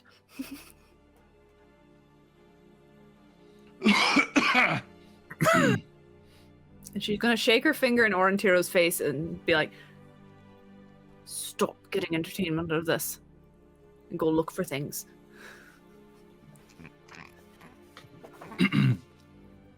Sorry, you were saying? And then she's gonna stomp off after Riz and Hazel.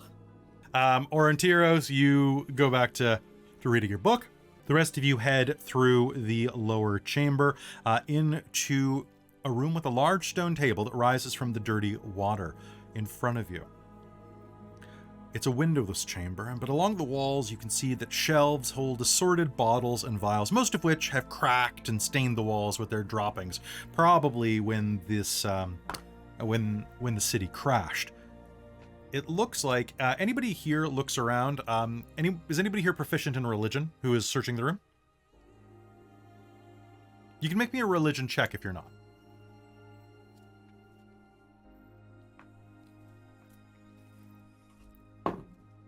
14. 14? Nat 1. Nat 1.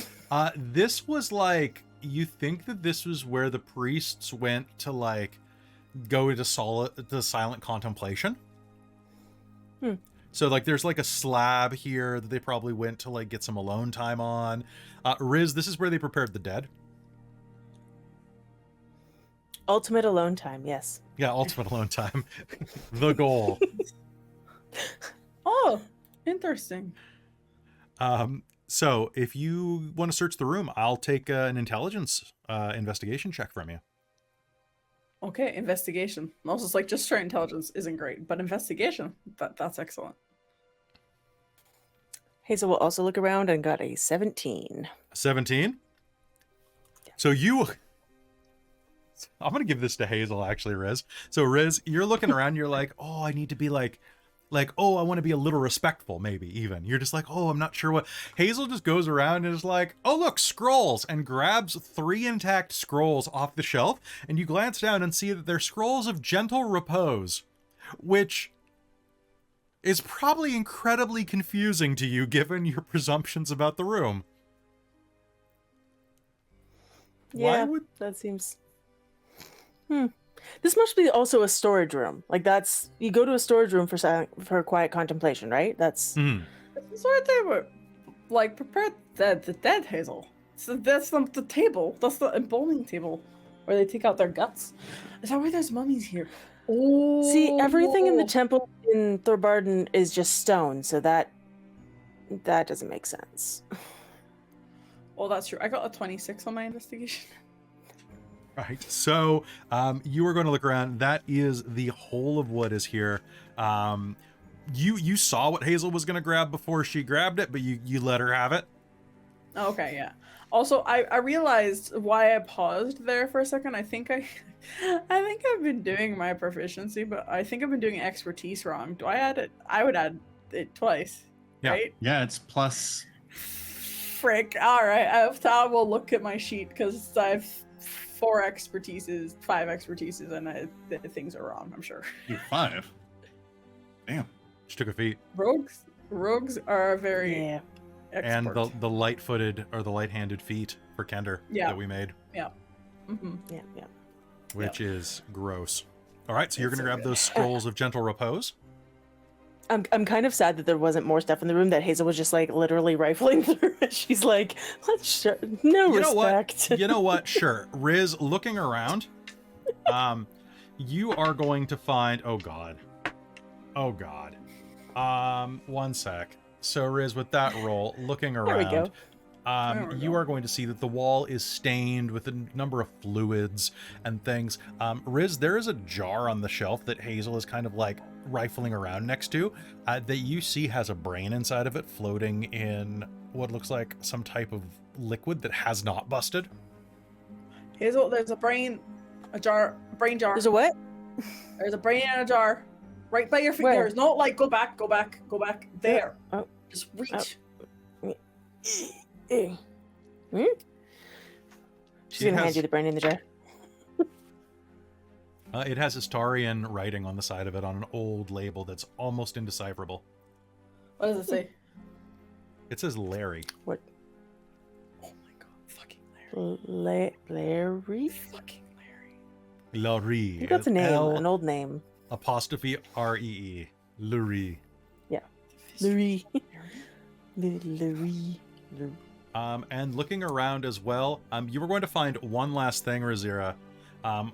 Over at next, like on the side of the embalming bench, there is a little slot, like a little storage shelf underneath it. And you will see that there is a small metal box with a hinge on the side of it. It is cool to the touch. And do you grab it? Yes. Okay. As you grab it, you will see that it's quite beaten up and has a faded mural on the front of it. It's a small box about this big. It has like a little handle on the side of it, like it's meant to be carried. A little latch on one side, hinges on the bottom, and it has this painting of a dragon riding knight in full flight that you've seen on a number of storybooks as art from the Legend of Huma.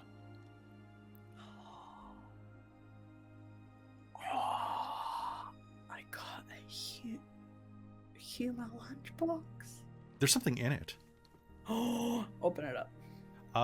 You open it up and a bit of cold air is going to rush out at you. Inside is going to be a simple ham sandwich,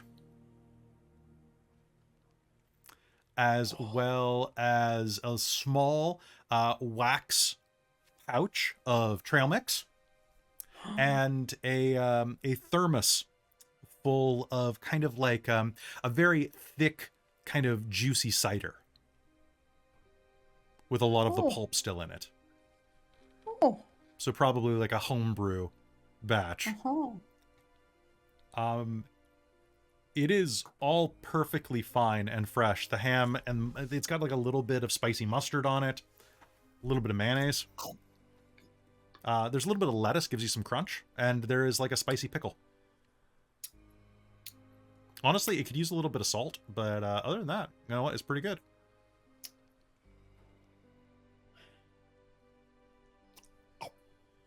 Are you eating what you found? Yeah, it's pretty good. You want some? He's just gonna reach out. How? I don't know. Was someone here before us, or is this just preserved somehow? I think it's preserved magically. It's not bad. Good, isn't Huh. it? But it needs a little bit salt. Good. Could get Aurontiros to like talk at it. He's pretty salty sometimes. Yeah, that'll do. Hazeal, it does appear that this thing is radiating cold of its own. It seems to have some type of spell akin to gentle repose cast upon it. Man, it's some sort of gentle lunch repose. Yep. Huh. Because you rolled a 26 and it's dumb. I'm putting in the lunchbox of Huma. I love it. Because a coroner would definitely eat their lunch over the body. That's been established by media. Totally. 100%. Yep. Yeah, the lunchbox seems to be doing something. Cool. Yeah. Nice find. Yeah. Yeah, you might as well hold on to these scrolls too. So Riz will right. grab the brain in the jar and Yep. the lunchbox, and then head out. All right, so heading back in. What are Kelara and Godfrey? Are you guys still arguing, or? Oh no, Kelara stomped off after Hazeal and Riz after shaking her finger in Aurontiros' face and basically telling him to stop meddling and enjoying it. Okay, so you're gonna stand there and you're gonna, like, as they're standing there, like, looking at this lunchbox, you're gonna see them, like, open this box and just hand back and forth a sandwich from this ancient box, Kelara. And they basically, like, they're kind of like looking at each other, kind of strange, like, huh, right as you walk in. Please don't eat it.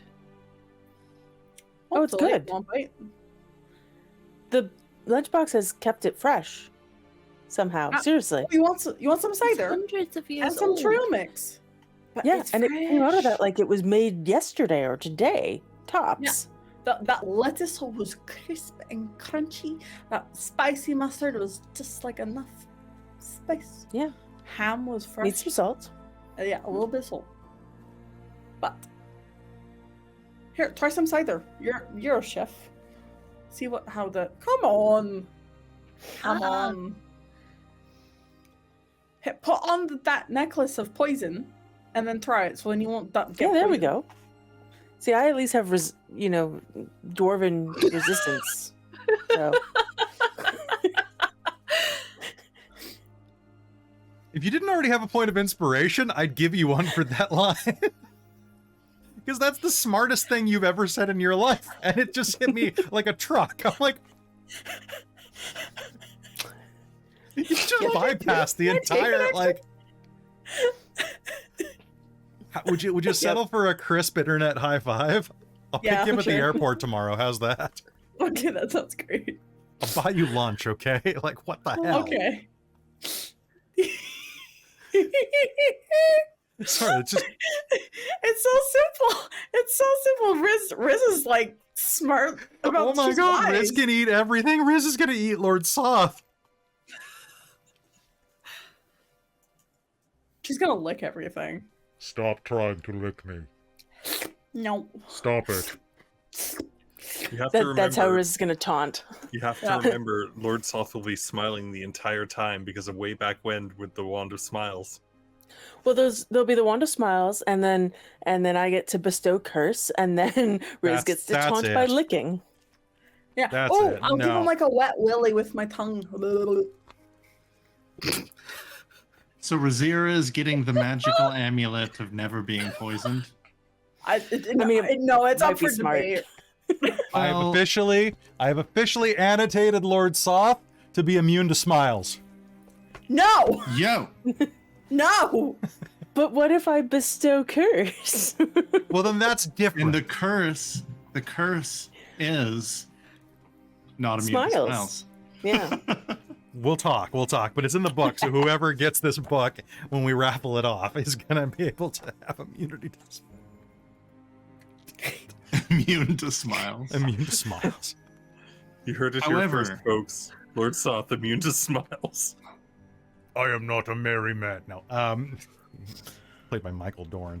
Anyway, He just can't. No, Riz has not taken. She's just holding things in her bag. She's the unofficial official loot holder, I guess. Mhm. You guys trust her with it. I think it's best if Rizira has this magic amulet. The "Don't Put It in Your Mouth" song is too catchy and hasn't been working, so... Well, I suppose if Rizira had it, you could put anything in your mouth. If you got poisoned and then you put it back on afterwards, would that immunity poison cure your poisoning? Because it doesn't have attunement, so it should work instantly. Can we just like pass Yeah. it around? I mean, because yeah.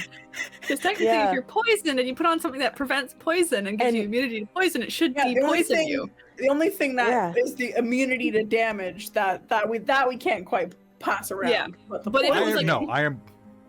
If it was No, an I'm gonna house ongoing rule it. poisoning effect, If it is like food poisoning, you must wear it till you pass it. Mhm. Okay. okay, Okay. but like if you got damaged with poison, and it's one that keeps going and every turn poisons you. Here, catch. But yes, if you were fighting something that did poison damage, you could use your object interact to pass it to another person at the beginning of every round and don it, and then yes, you could. Just stand in a line, pass it down the line of initiative. Oh my Do god. do do do do do do do. We did it. Take that, Lord Soth. Lord Soth might be immune to smiles, but you sure aren't, Kelly. Well, now I'm just thinking that all you need is 10 feet of silver chain, and then you just wrap it around all of you like a lasso. I mean, Just move. Okay, I'm picturing, if you've never seen it before, when little kids play soccer, they follow the ball like a little swarm of bees. That's Yeah, how go we'd be moving back to around back. in No, battle. I'm picturing the kid my chain that you see like when people like are daycare taking them out for their walks. That's us. He's just gonna use lightning on us. We're in a line. True. It's true. It's true. Or fire, or many other ways. Okay. Anyway.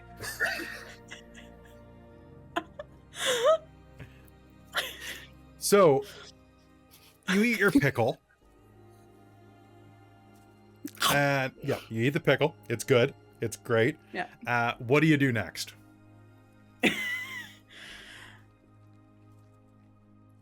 So, we've looked everywhere, right? You've looked everywhere, yeah. Oh, I was talking to my group, but God, are you there, Paladine? You're answering me. No, I'm not. Okay. Okay. So we should probably start heading out.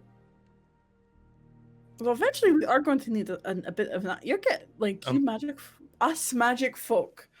Kelly, Need a break. Mhm. To rest.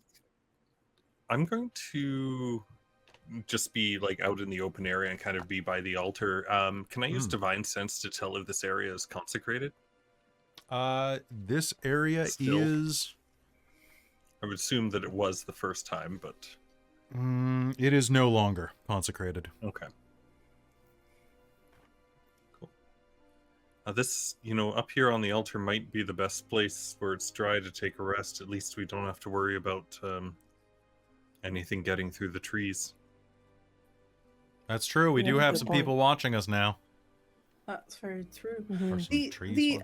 It's hard to tell because Roll20 gives us the top view. Is the temple closed off except for the like broken bits at the north? It is. Like, is there like it's enclosed Yeah, except for the open- broken front door. Yeah. Okay. Yeah. Do you want to set up camp? Yeah, I think it's a good idea. Yeah, it's Might be the best place. we've been walking all day pretty much, so it's probably about time to. I don't necessarily want to walk into another pit like that. So we are going to see. This is why I looked for holes, because we're going to swim out of this, and we're not. So there's a pit right in front of us, right in the middle, and then up north. So we just have to walk around it. What are we gonna do with the lance? Well, who can really hold it? You don't you night types? I can't do anything with it. Congratulations, Godfrey. Yeah, you were Levna, right? Yeah, one of us. Okay. If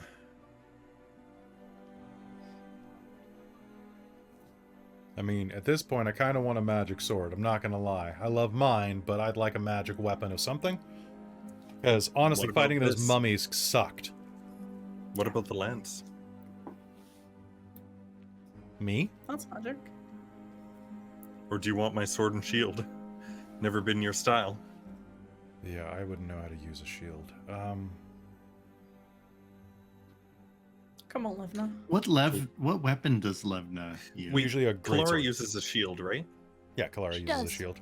Well, here, I'm gonna give Levna my sword, and then take the green shield and give it to Kalara. Huh.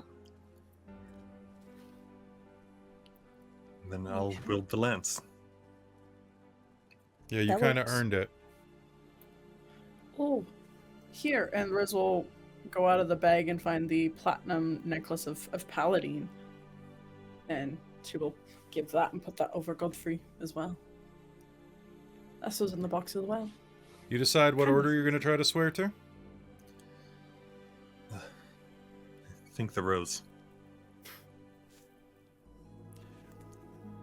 You're going to have a lot of responsibilities when you get back home.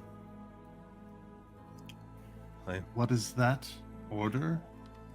What, Belong what to? order you left now? Me? Isn't Order it of the Rose obvious? for the Knights of Solamnia. So, That makes sense, since I'm the one that knighted you. I'm also the Order of the Rose.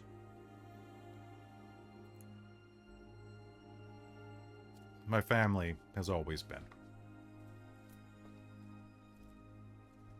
Well, welcome to the best of us.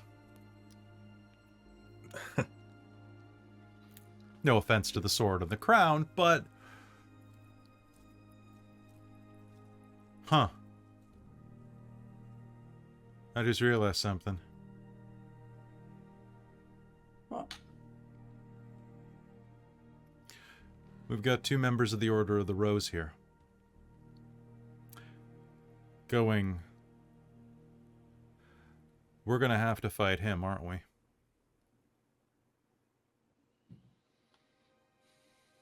you gotta try. The Knight of the Black Rose. Oh. It's gonna be a hell of a fight.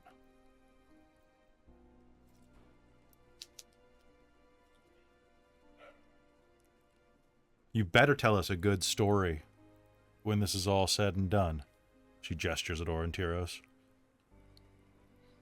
They better sing about us for years, because I don't know if we're coming back from that one. Oh well. We've got our duty and our friends, and even looks like the gods are on our side too, not just Mishikal. We're just collecting God's blessings at this point now. Oh yeah, we got Habakkuk, we've got Paladine, and Mishakal. Hmm. So I guess the gods get on with each other sometimes. We I haven't guess been so. smote.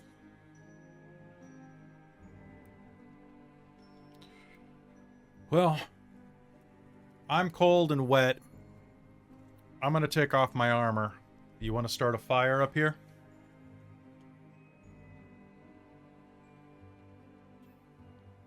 Or do you think that'll Yeah. piss off the trees? I think we keep it small, contained. There. Should be Right, we'll fine. start. She'll cast some dancing lights around, and then she's gonna get pretty quiet the rest of the evening.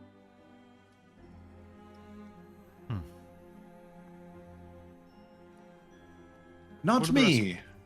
I'm going to cast the song. I'm going to play a song of rest for everyone.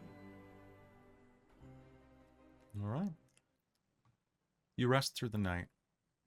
And as you light a fire and sit back, you can still feel tremors shaking through the city of lost names. Aurontiros, you play. What are you using? Lute? Harp?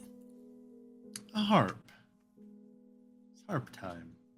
You strum a lovely tune into the night.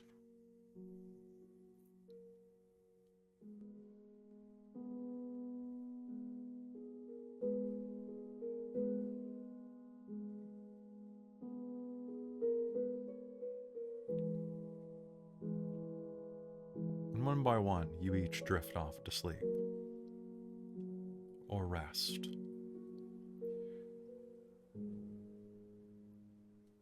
This is a calm before the storm, and you're all aware of it.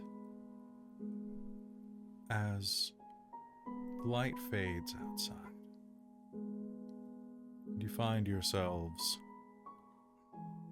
becoming more and more drowsy. One by one, you drift off to sleep. Kelara, you wake up. The temple is awash in blue light. You are alone. The water has receded. And as you stand up on the podium, the temple has been completely restored. The walls are intact. The dragon reliefs over you look almost alive. And nearby, you will see an old man sweeping some of the steps. He's wizened, ancient. Long gray beard, robes, and a crooked, battered hat with a long, broad brim.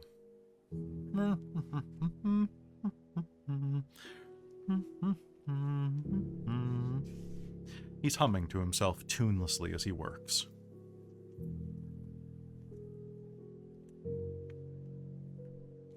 Are the others still here? They're not. Does this remind me of my Mishakal dream? Yes, it does. Okay. Hello? Whoa. Hello? He turns around and looks at you, kind of squinting at you. Oh, hello there. How are you? I'm good, and you? Can't complain. Lovely weather out today. It's very misty. It tends to be around here.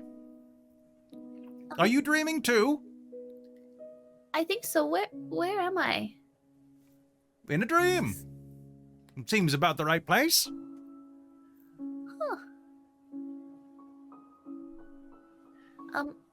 She'll hold out her hand and just, hi, I'm Kelara. Ah, I suppose you might be.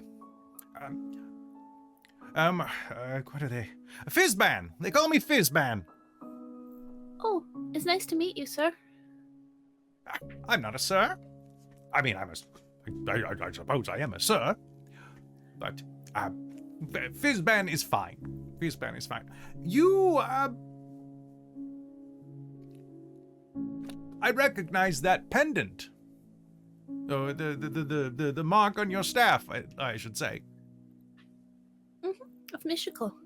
Mishiko. Oh, it's a name I've not heard in quite some time.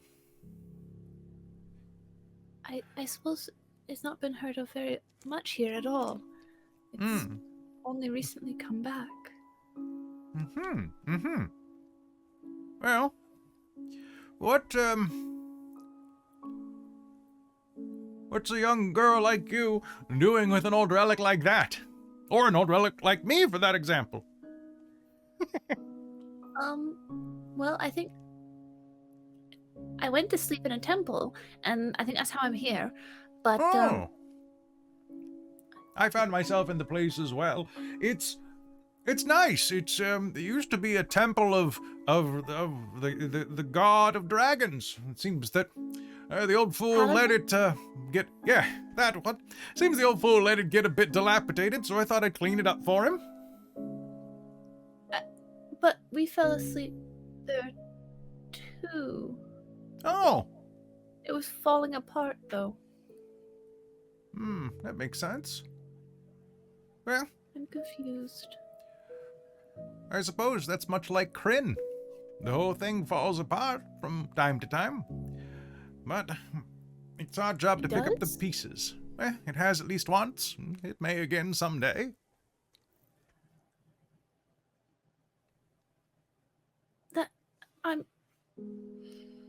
That's where I'm from, and that is very concerning. As it should be. I happen to think that, though, the work of good people is enough to stem the tide of any type of misfortune. If they try hard enough.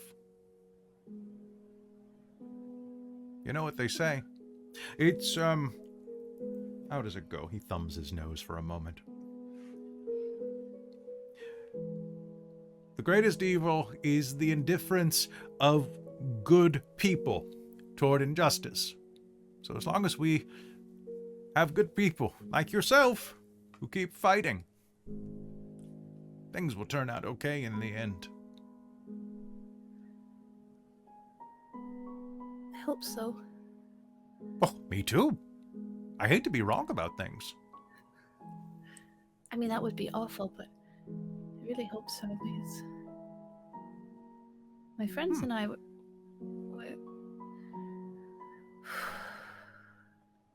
I think we're going to fight Lord Soth. Sounds like an old brute. Right? He destroyed my village. Or his armies did. I think it was his army. He's part of them, at least. The dragon armies. Well, this has been a very fun conversation. I wish you the best fighting Lord Sloth, and hope for the best. I wish that he is as slow as his name represents, and that you're able to get one over on him. Thank you. You know, I've heard stories of Mishiko. Oh? She is kind and courageous, and the stories say quite lovely. I think she picked well. Oh, thank you. But the greatest gift, I personally think, that a true believer should have is wisdom and kindness. Are you a kind person, Kelara? I think so. then that's the wisest thing that you could be. I think I'm waking up now, so I'll see you again soon. I hope, at least. Good luck with your sloth! Thank you. Good luck with whatever you're doing. Oh! Just traveling with some friends. What? Safe travel. He's going to smile. And you are going to wake up. Light is streaming through the windows. Aurontiros has drifted off into trance. And as you are sitting there, kind of just blinking and kind of just catching yourself at the tail end of that dream, you're going to notice something strange. The water has receded out of the temple.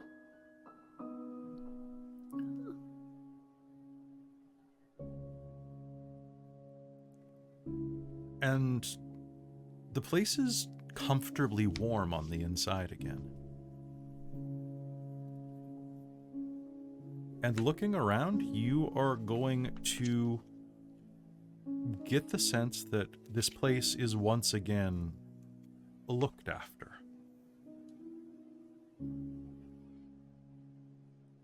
As you lay there, a small bird is going to perch on the edge of the pedestal and tweet at you.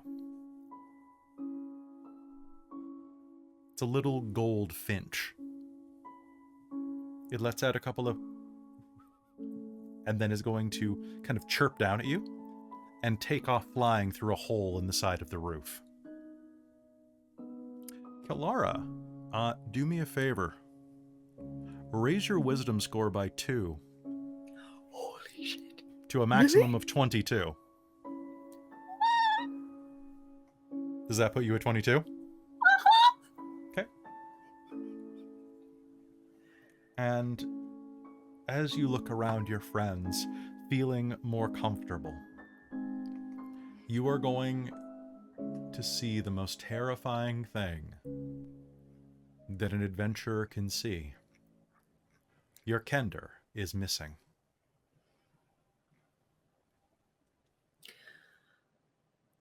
Rizira. Shake everybody around her. Where's Rizira? What? Rizira, as everyone else awakens, you are elsewhere. The middle of the night was boring. A little too boring for you. And that's when you heard the sound of splashing outside. Aurontiros was in trance. You had just woken up, perhaps to relieve yourself, perhaps to take another bite of that sandwich. Actually, I think she probably was out contemplating. Okay. She's at the sight of the chaos phage coming out of Aurontiros, brought back to her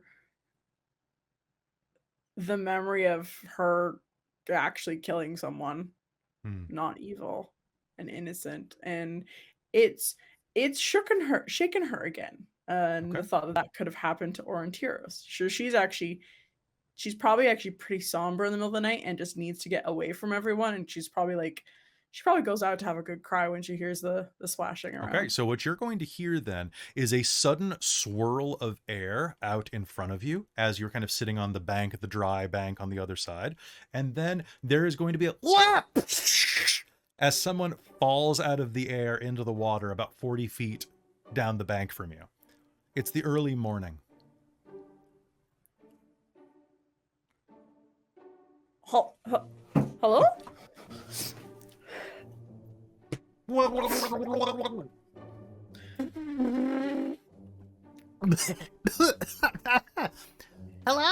Hello? Whew. Oh, I thought I was gonna drown. Hi. Hi. How are you? A middle-aged Kender with a tall top knot is going to look up at you from the water and reach up. When am I? Where am I? Hi, how are you? Hi, how are you? Do I know you? You look very familiar. A nice top knot. I really like that. Ooh. Oh, thank you. You as well. Well, you're in an ancient city of That doesn't really Onyari? narrow it down. Onyari. Oniyuri? Yeah, that one. Oh, okay. Let's see. I don't know where that is. Where am I? The Northern Wastes? Oh, I'm so rude. I should introduce myself. What's your name? I'm Rizira Moonbrush. Okay, you're Rizira Moonbrush. Fantastic. Yeah. Wonderful to meet you. Of course, Rizira Moonbrush. Tessa Burfoot. Oh, hi, how are you? You can call me Tass. Or Uncle Tass.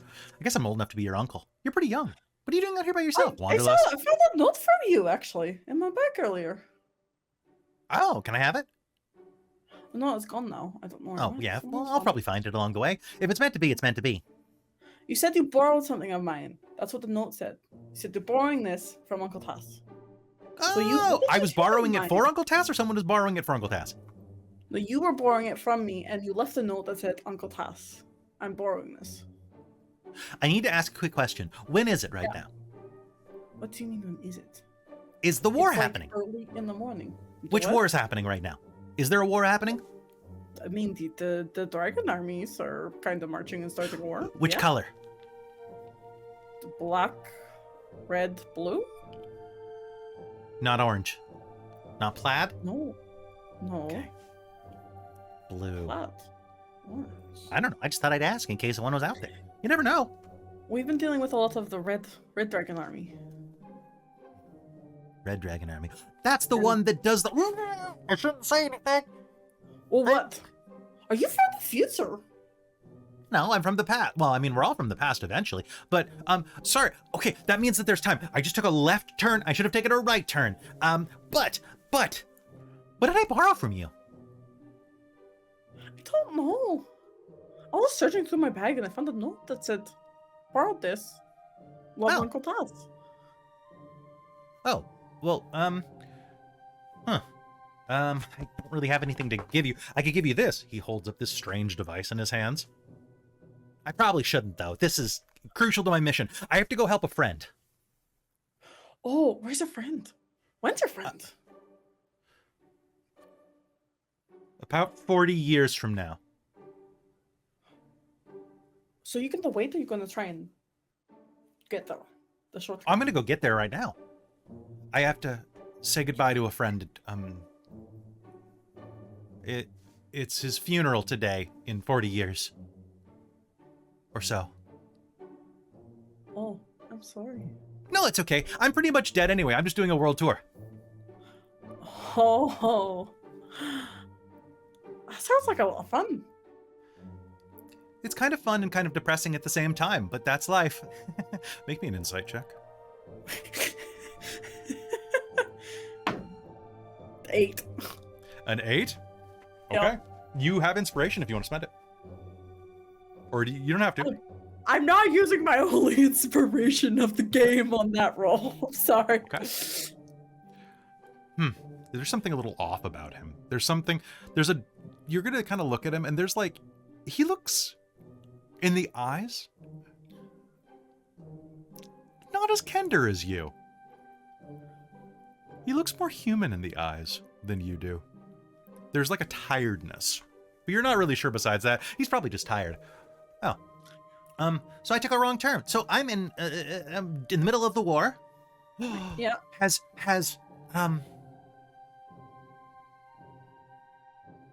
have you heard of us then? Have you heard of me? Have I heard of you? Have I heard of you? Yeah. I'm the Kender Queen. Oh. I didn't know we had a queen. I thought we were anarcho-communists. No, we are now a monarchy, and I am the Queen of the Kender. Oh no, did I change the timeline? Did I make you the queen? Is that how you know me? Because I borrowed something out of you? Oh no, if I borrowed, I can't affect the past like that. That's going to be very, I mean, I did affect the past like that, because then we went back in time, and then Raistlin became Fistal and Dantas, and then Karaman did the army thing. But that worked out okay, right? That was supposed to work out. And then Raislin's trapped inside of the, I mean, I guess he's not anymore because he came out. This is all really confusing. So you can travel through time. Not well.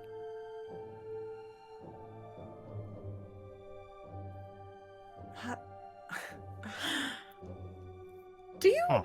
Riz will like try and hunt through her bag for like some snacks or something. Inside of the lunchbox, there's trail mix. Oh yes, she opens up the Huma trail the lunchbox, and then she pulls some trail mix and some cider. I'm actually really parched. Thank you. Oh yeah, no more. Can you do me a favor? Yeah. Can you make me a sleight of hand check? Okay.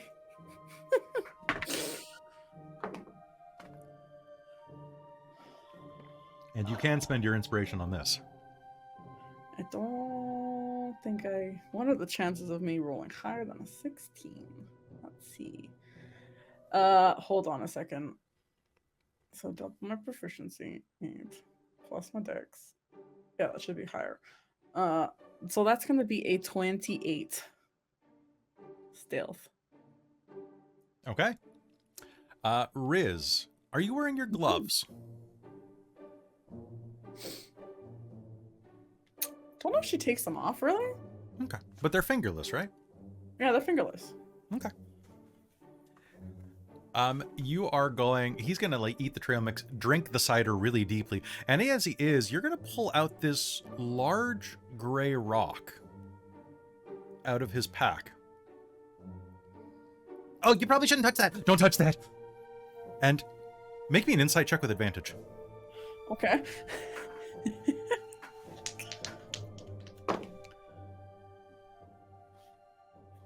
Insight 23. He's afraid.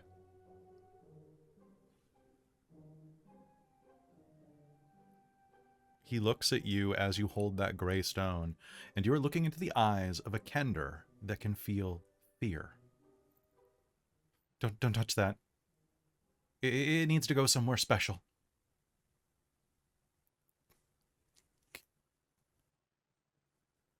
Please.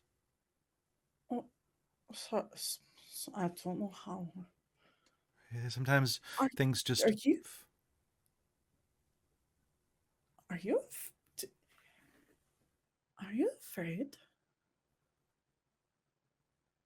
There's a lot of journeys ahead that change people. The trick is moving on with a smile. And he's going to reach out and try to pluck the stone out of your hand. As he does, you're going to handle it. Can you do me a favor? Yeah. What's your Constitution save? My con save is a +3. +3. Okay. As you reach out and he plucks it from you, it is a rough hewn stone. And as he pulls it out of your hand, it's going to nick your finger. Just a bit. Just a paper cut. Just a scrape. But a drop of your blood is going to touch the side of the stone. And it's going to just kind of thrum for a moment. You're going to hear this deep kind of whoom.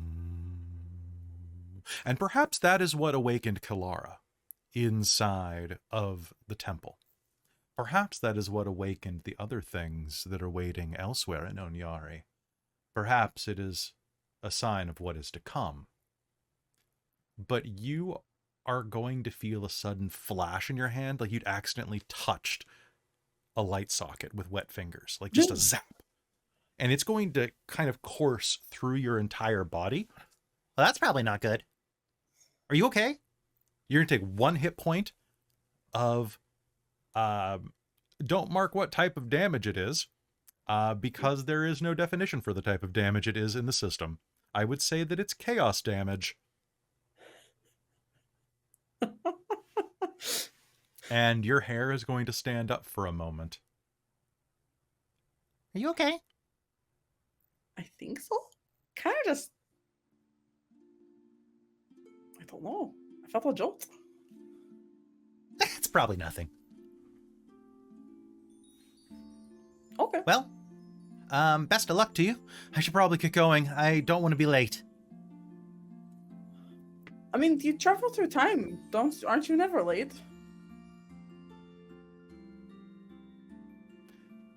But we all have somewhere we have to be. You'll hear from inside the temple. Riz? Riz! Oh, I've been gone too long. Oh, they're looking for me. Nice to meet you. Nice to meet you too, Uncle Tess. I hope we meet again. Me too. Although, if we meet again, pretend you don't know me. Since I haven't met you yet. Oh, your other self. Mm-hmm. Okay. And, here. He'll ruffle around in his bags. To replace the thing that I borrowed.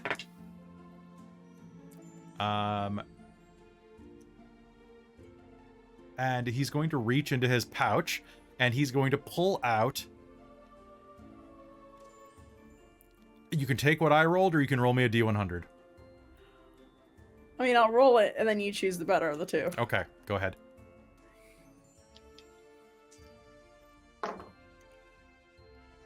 $90 That's the boomerang that you had before. Just comes out of nowhere. So he's gonna reach in his bag and pull out a boomerang and hand it to you. No. They're fun. They always come back. I- Even when yeah, you don't want them accidentally, to. Yeah, I definitely hit This is one the of my boomerang that you had and lost. It has returned to you. Oh, I've got it back. Yeah, see, it always returns. Ah. I hope you used it well. Mhm. Hope it did you some good use. I hope so. You'll hear the sound of people moving through the temple. Well, nice to meet you. I can't wait to Nice do to it meet you. again. Yeah, and I will pretend I don't remember you. And she's gonna go in and hug Tass. He'll give you a hug back. And as you finish hugging and turn around, there will be a little bloop behind you. And you'll see water rushing in where a pair of feet were a second before.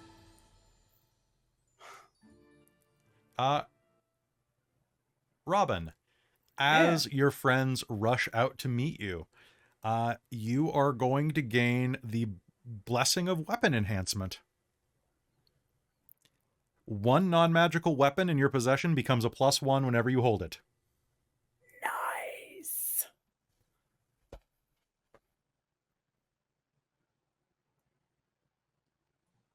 Everyone else, you awaken to find Rizira not there, and the temple is dry as a bone again. The water seems to wait outside of its front doors, even though there is a shelf of water spread out in front. Basically, you are going to step into water that is hovering a foot above the ground outside of the front doors. Godfrey, as you wake up, this place is consecrated again.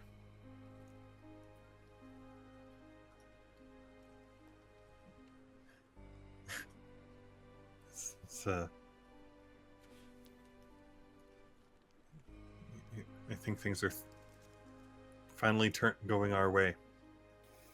Only if we can find Riz. Hi.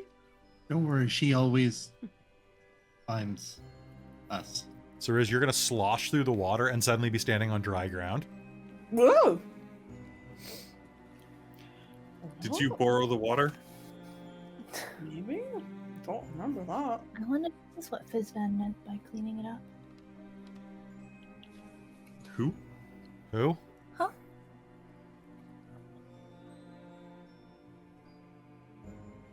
Oh, I had a dream again. Like the Really? mystical one. What I happened? told you about when I got cleric powers, right? Yeah. Yeah, it was the same sort of dream. Just, I don't think I met a god. He said his name was Fizzban. He seemed really nice. He's an old fellow. And he was cleaning the temple. He was sweeping the stairs. He said he was going to look after it. Maybe Well, looks like he he's said something doing about like he was a different time, so maybe whatever he did works across. Huh. I don't That know. doesn't It's very sound like from a confusing. different time too. You what? It was very nice. That sounds good. And he looks like Kelara, and when he's saying that, and he looks over at Riz. That sounds scary. Wow, she's already dreaming about other guys, Godfrey. Yeah. I don't know if it's. I mean, it was like it was a special kind of dream, right? Like with the. Oh, a special It's kind of like a- dream, huh? Go sit on a Kender's face. Why? Kalara is going to use her new and improved perception to find the best place to like poke Levna hard in the side. Hey, I don't have my armor on yet. I know. You keep touching me in places like that, I might get the wrong idea, Kelara. What, in your side? Whatever could that mean? And she's gonna poke extra hard. My Stop. money's on What Kelara. do you mean, Levna? It's in my nature. How about we go get mean to some draconians? Okay.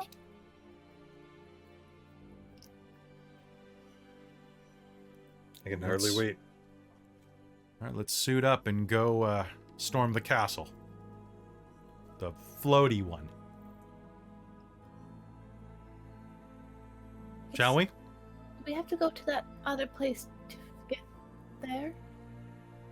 I don't know. Is that what it was? We had to go somewhere to get the key to but- go up. We'll have to look into it, I guess.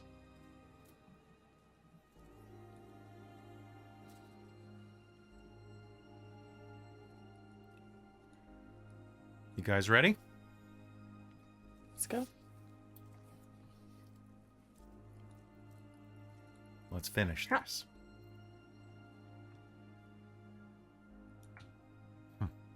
And with that, you put on your armor, you prepare yourselves, and you set off to make your way to the threshold of the heavens. Which is where we're going to pick up next time. Because, folks, we are going to call it here because this is the perfect time to end it. I gave some blessings out and some feats out, and you're all level 9, and you're all super powered, and I'm going to have to be real mean to you from now on. Yeah. I mean, Lord Soth. It's Lord Soft, That's right? pretty mean. That's pretty mean anyway. He is pretty mean. He's pretty mean. Folks, thank you so much for tuning in. I hope you enjoyed this game. Players, did you enjoy this game? Oh yeah. Yes. Oh That my was god, I fantastic. got to meet Taz. That was a lot of fun. Got a Dragonlance. You got a Dragonlance, right? Dragonlance. Dragonlance. It's hard. And you get to use it because it's a pike. I like that they made sure that it was a usable weapon, not just a, you have a lance. Carry it around until there's a dragon and maybe you can poke it.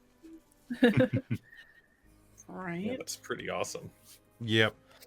Also, I think Plus- this is the first campaign I've personally experienced where there's been anything above a +1 magic weapon. Like that is so cool that we A actually have, Dragonlance is beefy as shit. Like it is Yeah, super that is beefy. awesome. Fucking it's- Godfrey. It's going to be great. But it also means that Godfrey's AC went down so I can actually hit him now. Haha. Because Well, I that's keep what rolling. Shield of Faith is for. Yeah. That's fine. I'll just kill Kelara. But I can't because Well, Shanash Trace Kelara- is 21. Yeah, I was gonna say Haste. Kalara's AC is what now? What 21? 21. 22? Haste plus twin spell haste, twin spell shield of faith. That's +4.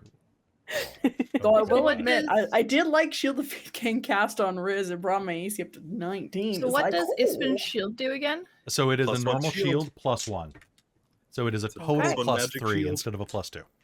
So yes, my AC is now 21. So, and I believe God. you also have the most hit points in the party. When your AC can 108. drink. God. All right, folks, thank you so much for tuning in. We are going to be taking next week off because I need a vacation.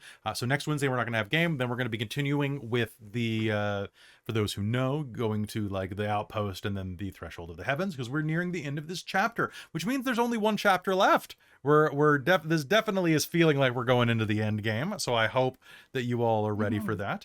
It's going to be a lot of fun getting there. I want to thank all of you who have been watching up to this point. I want to thank our Patreon supporters who help make this possible. We do a ton of games and we couldn't do it if the Patreon didn't exist to allow me to basically make it a full-time job. So thank you so much, starting with our world building producer, Sol Omen. Thank you so much, Sol, Jade, the maker of monsters. You're phenomenal. Thank you for all of your love and support. Thank you to love and support of our divine producer, my mom, Jan. Hi, thank you very much, Mom. To Precarious, our demonic patron, much love to you, as well as our wizards of the Patreon, which are Tammy the Forever Cleric, the Ink Goblin, and Eddie Isaacs. I also need to thank our High Council of the Patreon, Taryn, Buddy, Trizelta, or not Trizelta, sorry, this is an old list. Trizelta is just a team member and we love him. Amberthist, Cubby Gummy, Raven with Baubles, Karasha Urquhart, Chef Eladeth, Larouk, Sorcerer Sanguine, Mike Baxter, and Kalin Whitebeard. I believe that's everybody. Thank you so much for all of your support. You guys are all phenomenal. I couldn't do it without you.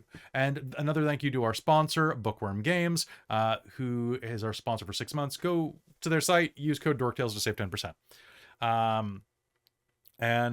You all are phenomenal. I love you big much. You guys have fun tonight? You had a good time? We're all good? Nice. All right, so folks, be sure if you are in the Pacific Northwest, you definitely want to come out to Tsukino Matsuri this weekend, where we're going to be running a D&D live game. We're still working out who, but it might have some very familiar characters in it that you can watch. You also will have the chance to enjoy 14 games over 3 days, the weekend after this one, August 18th, 19th, and 20th, as we run a series of Extra Life games. So I hope you come out for that. Hope you have a great time. And if you can, please donate to help the kids. It would be fantastic. There's going to be we're taking the week off in between the convention and Extra Life, but that means that there will be a lot of games that I will post. I'm going to release a couple of first episodes from some shows that we have done for our Patreon. And I'm going to release all of the Extra Life games from last November, that are finally just about finished editing, and you'll be able to enjoy that. So thank you so much. Big love, and we will see you next time in 2 weeks on Dragonlance Shadow of the Dragon Queen. Good night, everybody.